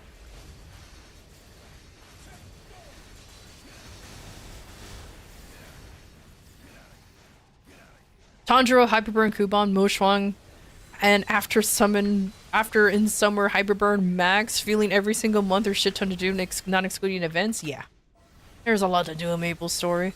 You were listening to a true crime video and it was super super serious and freaky, and then they said Diddy party. Oh my god, ain't nobody like a Diddy party, right? Ain't no one like that baby oil, that's for sure. I don't know, but if you're actually talking about a serious topic, don't sugarcoat and say unalive or game end themselves or anything like that. Like, say what the person is actually, like, say what actually happened. Or, for example, if somebody's like threatening somebody, say what the person's actually saying and don't manipulate it into like, oh, game end yourself or anything. No, say what they actually are saying. It's more serious that way. Because if you say, oh, this person is telling you to unalive yourself, people will say that as a joke when it's actually not. That's actually a very serious thing and you should actually put light into it. But everybody wants to monetize everything, or everybody adopts TikTok speak very quickly, and it's rather annoying. Now, this is an old person problem that I'm definitely complaining about. I am definitely the old man yells at clouds meme right now, but there are some things that you should just not change for the sake of what? What, like, what are you, like, why are you censoring yourself? Oh, because it might be triggering for some folks? If it's a serious topic, it's gonna be triggering regardless. Distorting facts in a documentary I'm just saying. sympathy undermines the truth. The real essence and impact of a story should be portrayed authentically. Stay true to the narrative that the Atelier M. There's gonna be a Netflix documentary on a killer, and they wanted to alter what happened to make her sympathetic. Why?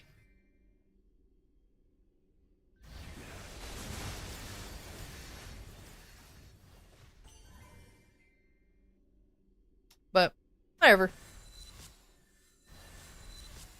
Literally why? Literally why? Especially if they're serial killers. Nah, don't try to make them into a sympathetic person. They all, like, okay.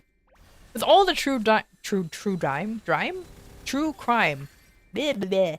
All the true crime documentaries that I watch, of course, they all had some form of tragic backstory, either with some form of neglect, you know, they either were neglected or abused or anything like that. Or they just happen to have those kind of tendencies. Like they unfortunately, there's pattern recognition when it comes to some of them. However, just because they have some kind of tragic backstory, that doesn't mean they immediately require your sympathy. You can feel bad for a brief moment because then you're like, man, if only that person didn't have this kind of situation, they probably would have been so much better. And yeah, you're right. But they've done what they've done. It's no excuse.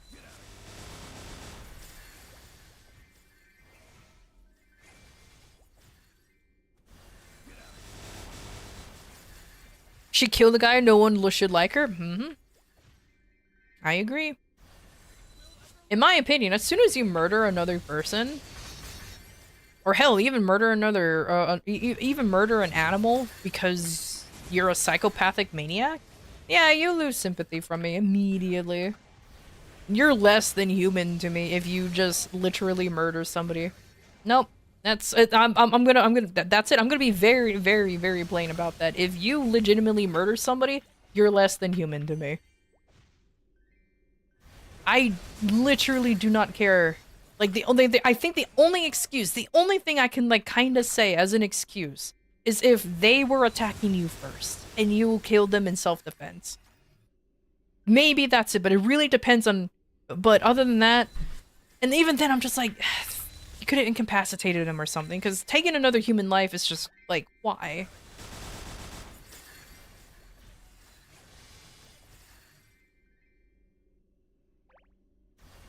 If you want to see it, yeah, I do want to see it. I am curious. Sadly, it's what the people want to see. Otherwise, this junk would keep pumping out. All of Hollywood and Western media in general would have gone bankrupt. That's true.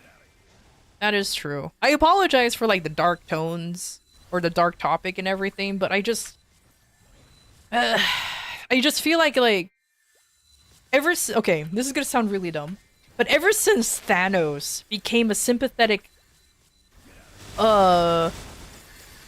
villain, now everybody needs to be sympathetic. You know what I mean? I know it didn't start off with Thanos. I know it didn't, but he definitely popularized it. And now for some reason everybody has to be sympathetic. Now I'm just talking about media. By the way, now I'm just talking about media in general. Like, why can't we just have generic good and bad guys? Why can't somebody just be bad for the sake of being bad? Like, why do they need any form of, like, reason to be bad? I'm just saying, you know, not everybody needs to have, like, a tragic backstory as to why they decided to be Ursula. Or why they decided to be, like, Jafar. Like, the closest thing to a classic Disney villain that, like, Disney kind of had. Yeah, I'm going after Disney. If I get to talk shit about Disney, I will take every moment to. But anyways, like, for example, the only villain that they managed to have, like, a semi-classic villain was, what's his fucking name from Wish? He was the villain from Wish. Magnifico? Yeah, him. Like, he was somewhat of a classic Disney villain where he was just evil to be evil. But the problem is, the message didn't work. You want to know why? Because he legitimately said, not all wishes are meant to come true. He's kinda right. Because he's like, because he said he looks through the wishes and determines which ones are actually worth, because he said not all wishes are meant to come true, or like, logically they cannot, like, because he legitimately say, not all wishes are meant to come true because some of them are just simply unrealistic. He's like, I want to grant wishes to those who will help themselves to do it. It's true! You can't just be like, oh, I wish to be a fucking chicken. And like, he'll be like, well, why? You know what I mean? Like, if a person wants to be, like, a cop or a knight or somebody, but they're working to become a cop or a knight, then he'll grant it. So I'm like, how is he the bad guy? You want to be a whooper? So, Luna, you already are a whooper. What do you mean? You already are a whooper. But it's like, if he was just a classically evil villain, like, oh, I just want to destroy wishes because it feeds me, or something, okay, cool. Awesome. But the whole moral of the story of Wish is like, all dreams should come true.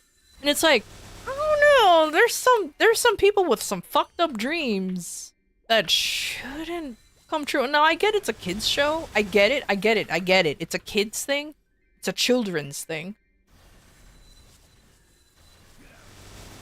But you're literally vilifying a guy who said, like, he has he has to go through all of the dreams and determine which ones are worth doing, because he has his whole thing is like he wants his kingdom to thrive, so he grants the wishes of those who will benefit the kingdom. I mean, that, for me, maybe I'm also a fellow tyrant, but that makes sense to me. If I want my kingdom to thrive, I will grant wishes of those who will benefit my kingdom, so that way it can stay flourishing.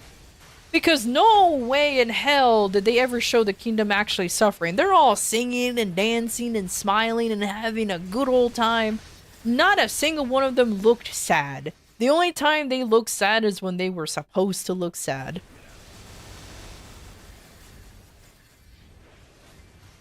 Put it on X and you'll get I wish your dream, I wish your wish doesn't come true type of deal. 100%.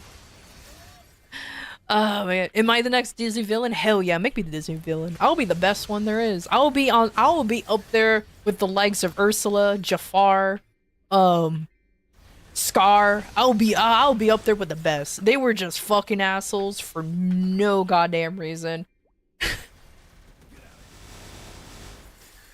And it will be great.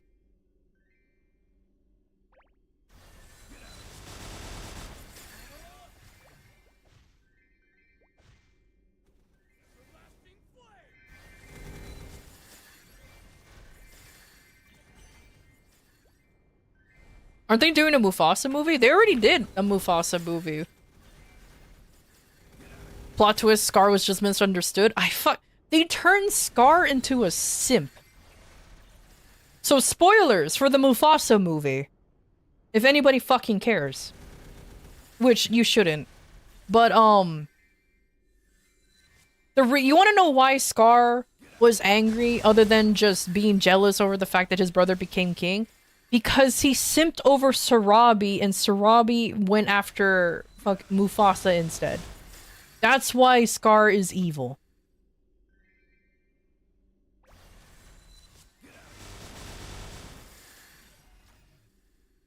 Even though when you watch The Lion King, it shows him not being interested. It shows him showing no interest in Sarabi whatsoever.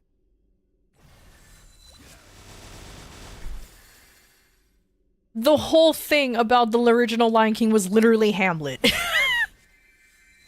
Except without the whole marrying the wife thing, because he actually didn't. He was just the sole ruler. In fact, Sarabi even stood up against him, but couldn't.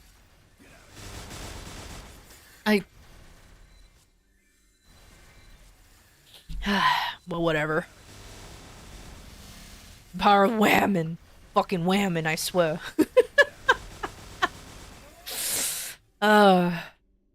It's okay. I didn't bother watching it. I just watched like many reviews of it and none of them liked it. But at least apparently it did okay in the box office. I don't know if it was like super dominating, but it did okay in the box office. Unfortunately, there's a lot of people out there who really likes The Lion King. I'm one of them. I like The Lion King, but I never saw the quote-unquote live-action remake because it wasn't live-action whatsoever, and I did not watch the Mufasa movie because... Nah. Exploring reviews and pitch meetings enhances your full understanding of creative Oh, work. you decided to show up when I'm doing my Embrace placements, really? diverse That's okay. perspectives and insights to enrich your viewing experience. I watched the review in the Embrace pitch the meeting. joy I of watch learning pitch at meeting the a lot. atelier. Obviously, since I constantly quote the barely the inconvenience part.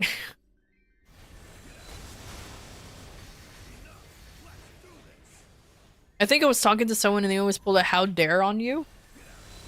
How dare.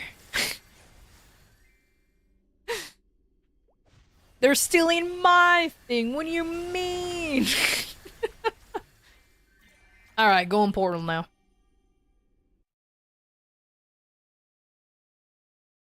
Golden totems? No golden totems.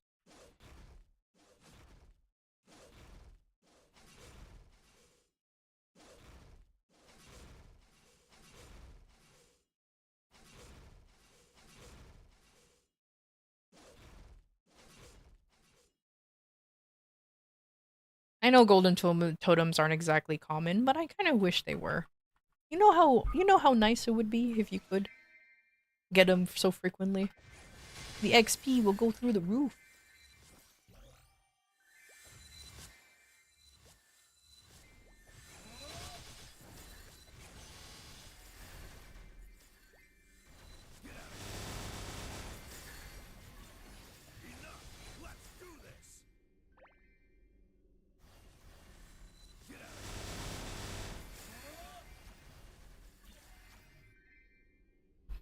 Your fave was drained in this Space Jam 2 during the discussion about score not really mattering, but wouldn't it make it hard for the audience to care about the end game or something like that?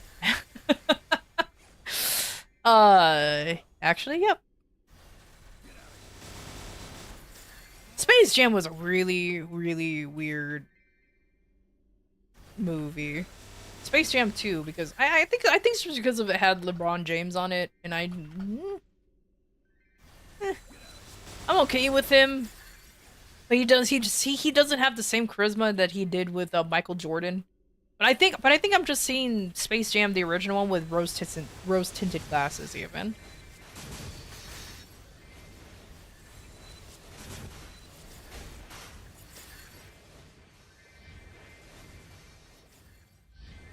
Men are more orderly. You know what's funny? A lot of people will say, "Oh, a lot of the stereotypical like sexist guys will be like, women belong in the kitchen," but a good argument is then why is most chefs men?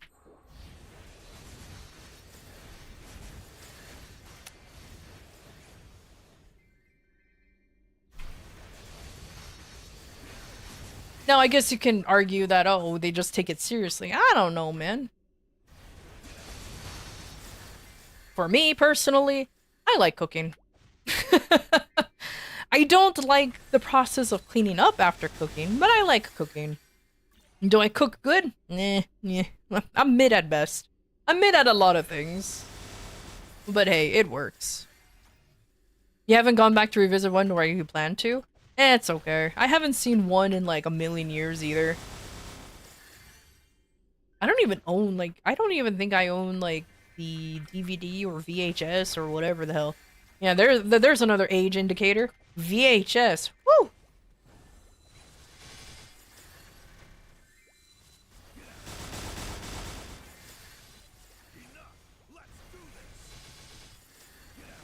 Also made delicious stuff, but man, it took you 30 minutes to clean up. Yeah, I hate I don't mind cooking, but the cleaning up afterwards is annoying. That's why I live for like one pot fucking recipes, because you literally just throw everything in the pot and be like, all right, it's good enough. Because oh man, it is so annoying to clean up. But the one pot recipes also end up being just as much cleanup work, because yeah, you're using one pot, but you still have like food to prep. You still have to cut the veggies, the meat, if you're adding any. Like, it's annoying, man. It's annoying. And if you're a sloppy nerd who accidentally like spills something over, now you have to clean the stove as well. And I sincerely hope some of y'all are actually cleaning up the stove, because that's how you get fires.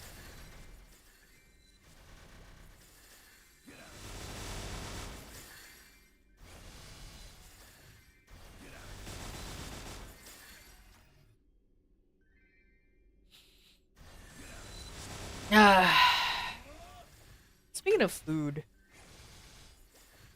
I have leftovers. I was like, oh man, what should I eat? I'm like, nah, I have leftovers, it's fine. Mask. Cleaning up may take time, but the memories created over a shared meal are priceless. Enjoy the culinary journey and cherish the experiences at the atelier. M.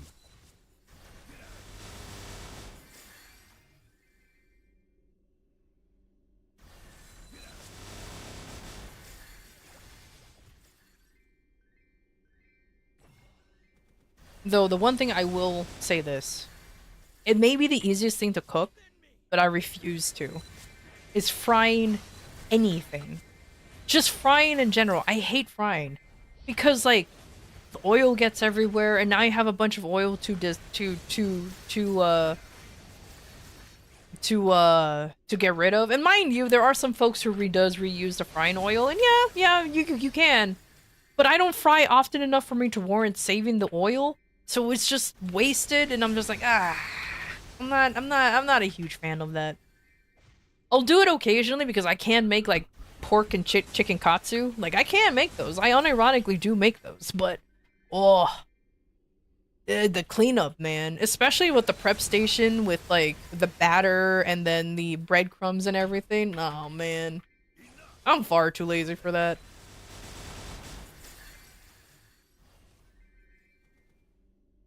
I guess somebody could argue, like, oh, why not just use an air fryer or something? Maybe it's skill issue for me, but for some reason I cannot get the same degree of crispiness I get from frying than I can from I cannot get crispiness from air frying than I can from just regular frying.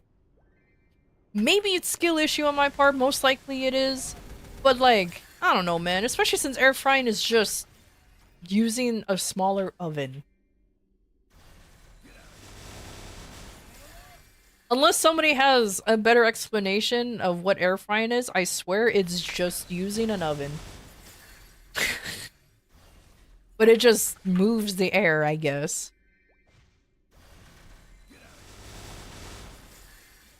Throwing everything else and wait. You know what's funny? My go-to recently has like... I hate internet cooking trends, but it's actually really good. Caramelized onion pasta with like that's a little spicy with a little bit of gochujang. That's actually really good. Like really, really good. And if you fry up a little, and if you cook up a little bit of bacon beforehand to give it a little bit more of a heartier flavor, so good. So, so very good.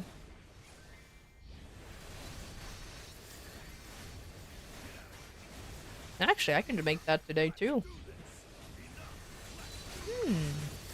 That might not be a bad idea to cook that one up. I think I have a little bit of bacon left.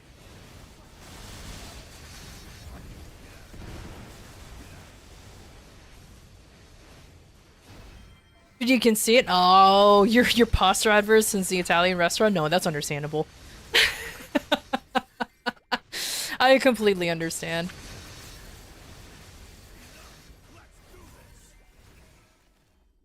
Look, most of the time I eat rice and or any form of noodles. So when it comes to, I guess, Italian noodles known as pasta comes in, I only have like a few variations because I normally just make spaghettis.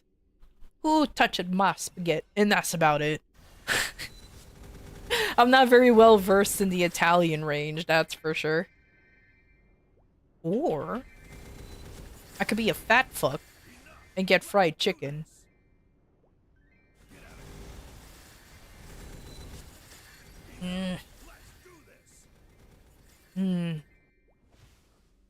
Nah. I wouldn't mind getting fried chicken, but I'm like, nah. Maybe I'll calm down a little bit.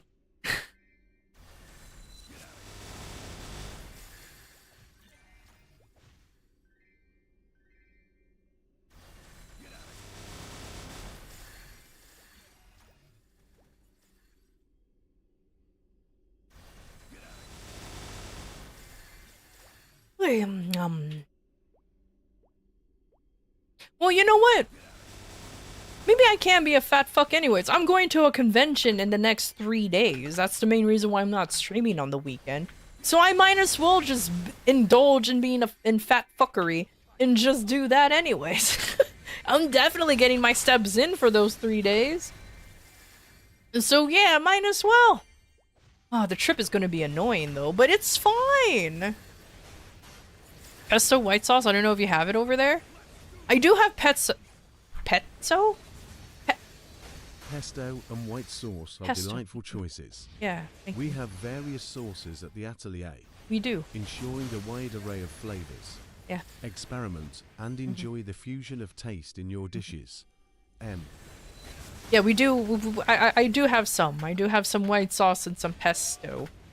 So, I do have like a jar of pesto that does need to be used because it's from Costco. And, you know that Costco, like, just gives you a shit ton. I have a lot of pesto. One is unopened, and I think one has been opened, but I don't know if it's still good or not. Bro, the one thing I have to complain about pesto, though, as soon as you open the bottle, that thing is so volatile. Like, you have to use it immediately, because if you don't, that shit's immediately growing its own culture. I'm just like, how the fuck? You're not even open for 3 days! What do you mean? Okay, exaggeration. It doesn't take 3 days, but I swear, pesto immediately starts going kind of bad pretty quickly. And I'm like, how? The thing is covered in oil! Or how my friend now calls it, oil.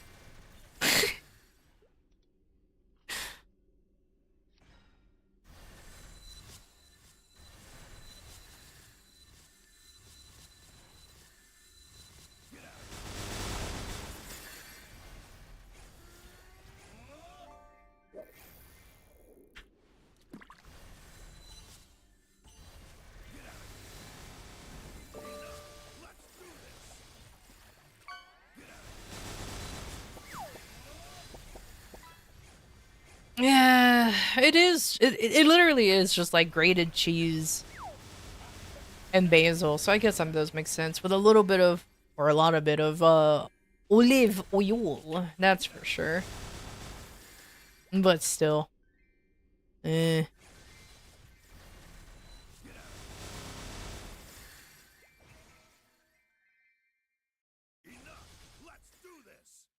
Oh, I'll figure it out. Maybe one day I'll figure out what I can do with the pesto. Maybe just make some simple dishes. That should be fine.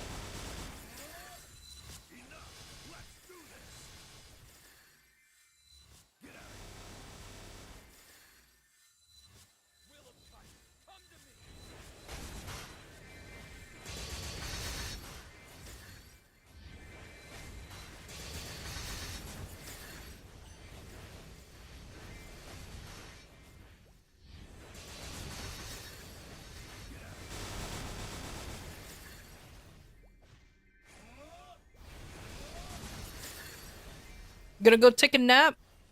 Aw. Have a nice nap. And take care, homie. Thank you for stopping by. Thank you, thank you.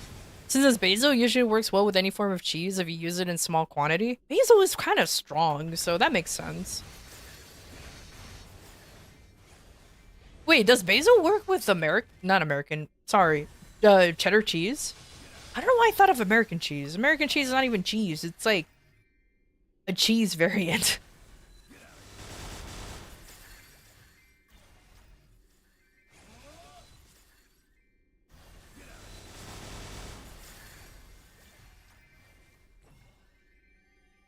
Oh, hey, a portal. When that happened? All right, let me loot. Let me loot up. Another Frito. Okay. Fine. Okay, I'll do a Frito portal. I'll do. Oh, it's this one.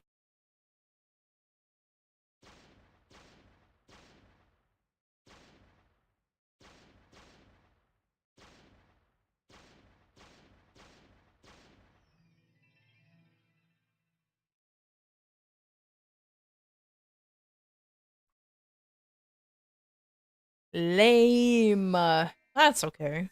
At least I got a Frito portal out of the way.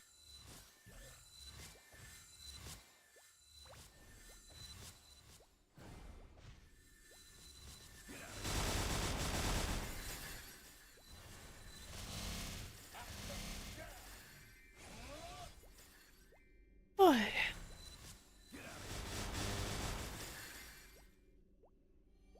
Now I'm craving fried chicken.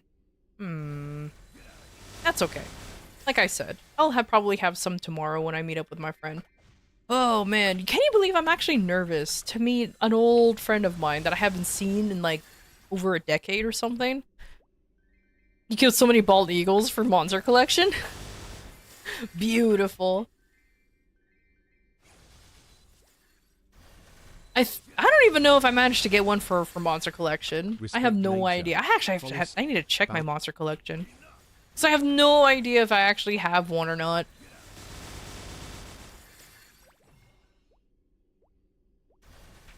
But yeah, can you believe I'm actually nervous meeting my friend for the first time in like in little over a decade? Why? Like, why am I nervous? I know she don't give a shit about like about anything, like, but I don't know. I guess it's because I just haven't seen her for so long. And that's probably why. Because you want to know something sad. She's really like the only person that I've really gotten in contact with from high school since anything. Like, I went through college and we tried to stay in contact, but after that, we just kind of like just grew separated.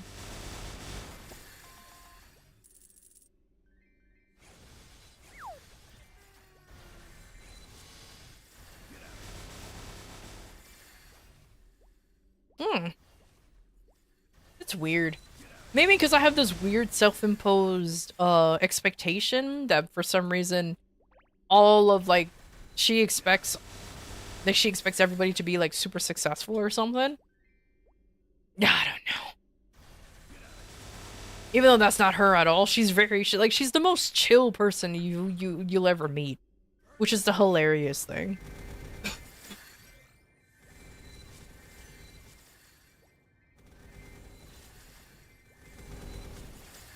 But oh well. Maybe it's just me. Just being a silly goober, that's for sure.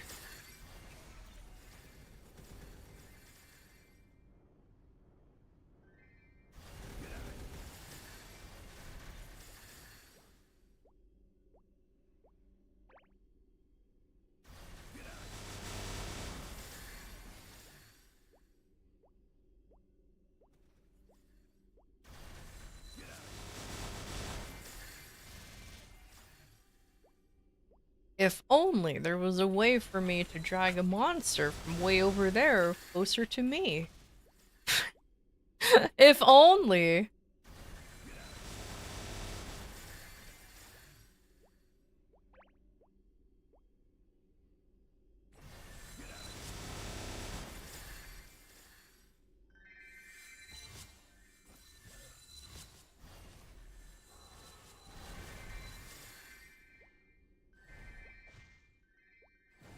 don't even know how much drop I'm having, actually. Oh, man. Let's see. How much do I have? 286. That's fine enough. As long as I'm getting fragments, I don't care.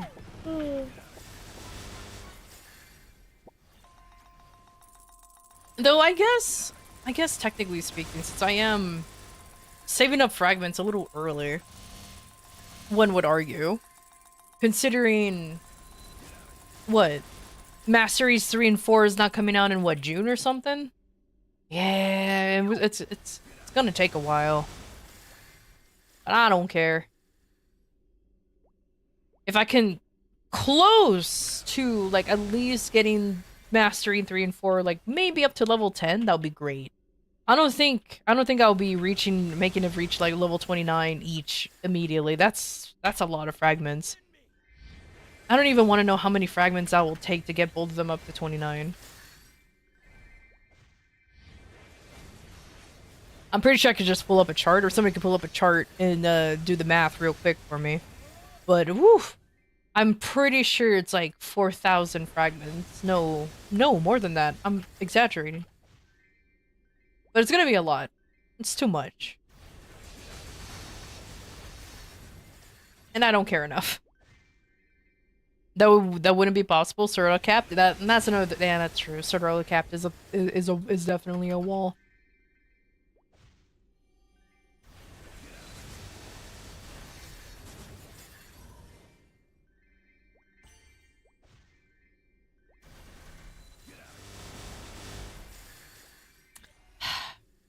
Why is Soul Order capped? Why? And for me, that's kind of weird that's kind of weird to be capped. Like, at least the fragments aren't capped, because we need more of those. But I always find it weird how they cap Soul Order, too. Just kind of like time gaining us from leveling up our skills. Impressive feat by I mean, that's clearly the reason. Such a high level of proficiency stands unbeaten. Let the achievement inspire growth and determination in your journey at the atelier. M. It should be at least 30 or something. Yeah, or if they want to cap, at least make it higher than 20. Because it's so easy to reach 20 just passively. Like, I guess I, like, for example, almost rarely use the daily Soul Urda thing. And I'm at 14 already. And I had, like, 1 Soul Urda at one point. I know why they did it on purpose. It's just so, you know, we won't, like, I guess increase in power too much and definitely encourage us getting that booster. But still. Never forget the Urda cap controversy. I remember that. So many people were pissed about it, too. I was actually kind of surprised that they were going to cap in the first place. And definitely incentivize us getting the Urda booster. I was just like, man. I do remember, I forgot who it was. One of the Maple Story devs, or yeah, one of the Maple Story devs. He's like, I could have monetized 5th job, but I didn't. I did it for you guys. And I remember thinking, why monetize it in the first place? What's the Urticap controversy? So the fragments, you can only get so many fragments during the day. Like, it was actually capped in how many you can get per day. And it wasn't, and you can actually reach the cap very quickly, as far as I remember. And considering how much soul and how much Urda, and I'm talking about the fragments, and how much fragments you need to level up your skills, having a capped per day would definitely hurt us in any form of progression. Because it will take way too long to get your skills up. So people rioted. And I guess they technically didn't get rid of the cap. They just raised it to an amount that's like nay impossible to reach, if that makes sense. Because I guess they couldn't really get rid of the cap. So they just increased the cap to where it's basically as much as you need, unless you're an absolute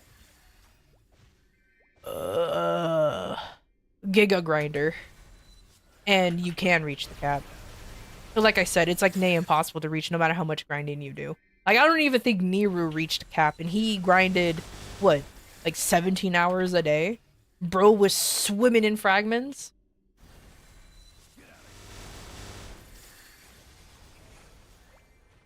The Erda was capped, not Fraggies? No, the Fraggies was capped too. I remember the fragments being capped. They said that the fragments was capped.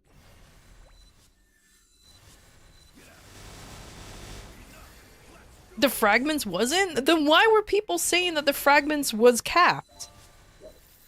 I remember so many people saying that the Erda was capped. Yeah, sure, but it still is, and I don't see the celebration on that. I don't care. Because it's like, whatever. What, how many soul Erda energy you can get per day? It's still capped. So what's the point of it then?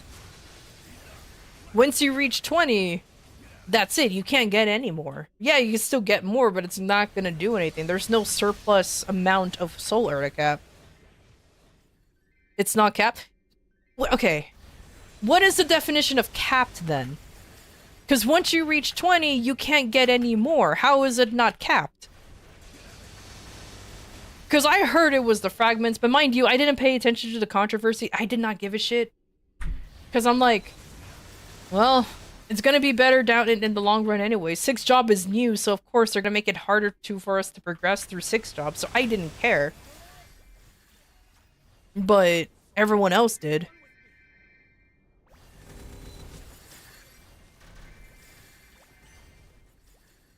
Like, you can only get 5 energy a day. That was the cap, that you can only get 5 energy a day. So if you only can have 5 energy a day, yeah, that sucks. But you're still maxed out at 20.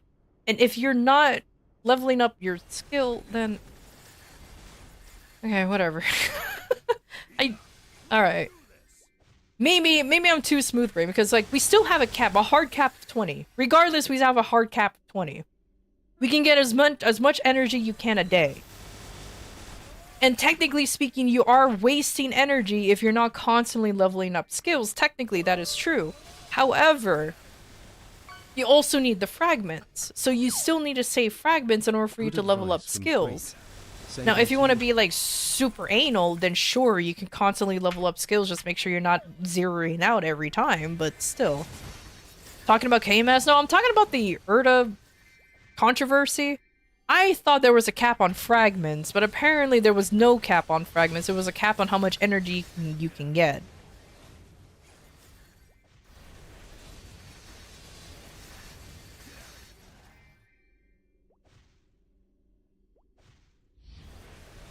And I just don't remember what the controversy was. Because I thought it was fragments. Because a lot of people made a big deal out of the fragments, as far as I remember. Or at least the people I talked to made a big deal about the fragments for some reason. I didn't hear anything about the soul Erda itself. But it might be me just misremembering. Because at the time, since they both are called fucking soul Erdas.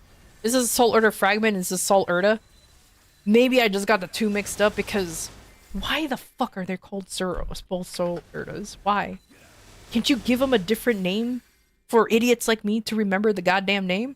Like, why are they called And not only that, Erda is already a thing in Arcane River. So why are we using the Erda theme again? I get that it's an actual energy source in MapleStory and everything, but like, holy shit. Anyways, before an old man yells at cloud situation happens. So yeah, that's the... That's the thing that we were talking about. Happy Erda, right? Didn't give a fuck at the time because BT? True. It's a lore thing? I know it's a lore thing, but they could at least not call it Soul Erda? I get why they call it that, but it's so annoying that we've been surrounded by this whole Erda thing this whole time. And it's just, anyways. Whatever. Either way.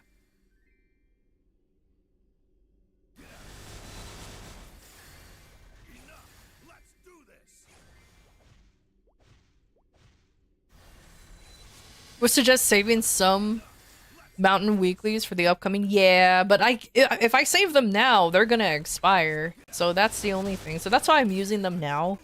But as I get closer, I'll definitely start hoarding them because I think they'll expire by the time Mastering 3. Well, first of all, Mastering 3 and 4 is coming out on summer, right? So I'm assuming that's in June? Because if it comes out in 2 weeks, then I'm like, what the fuck? Like, why is such a big thing coming out in an anniversary event? But apparently, I don't know. I barely pay attention to what's going on in MapleStory. Somewhere around that time, yeah? Yeah.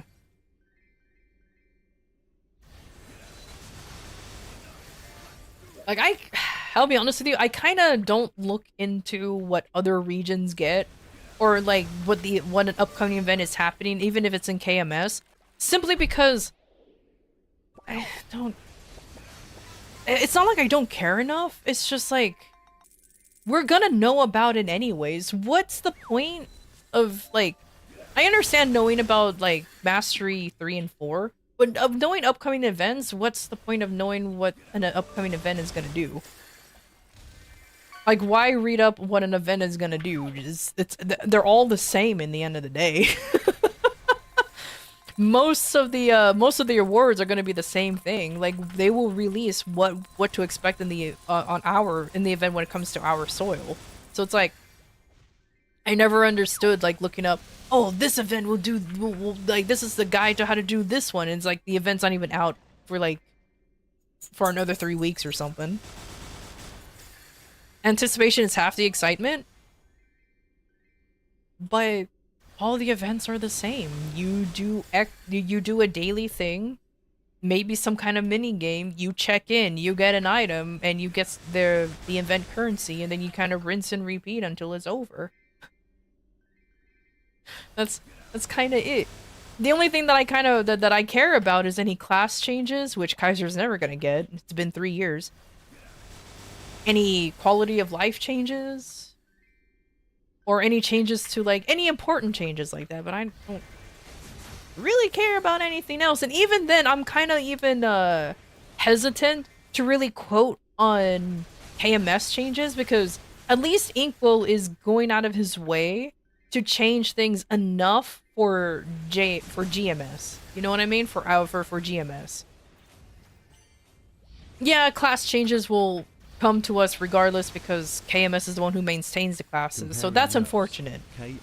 That's the only thing I have to say. Like, that's unfortunate. Like the total butchering of, hey, happy reset everybody.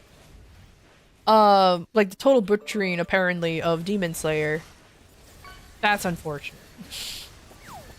That's all I have to say. That's unfortunate.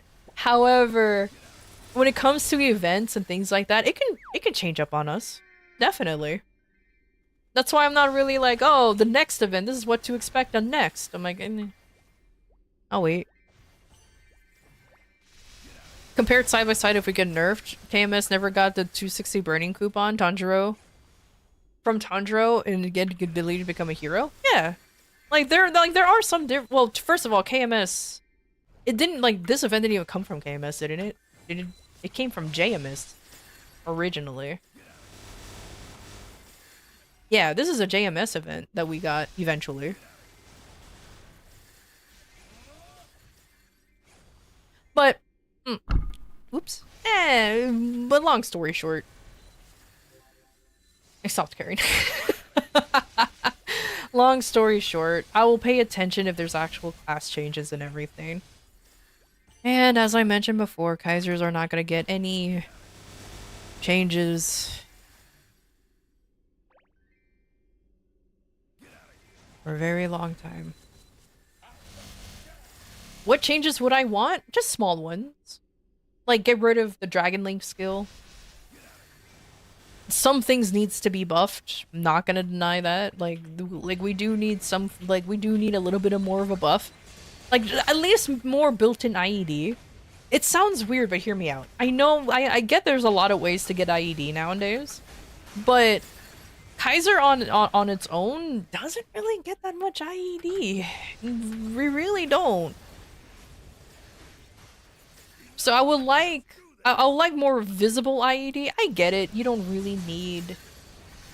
Like, a lot of our skills does have IED built into it, so I'm pretty sure I'm hitting the monsters fine, but it's still kind of like, you know what I mean?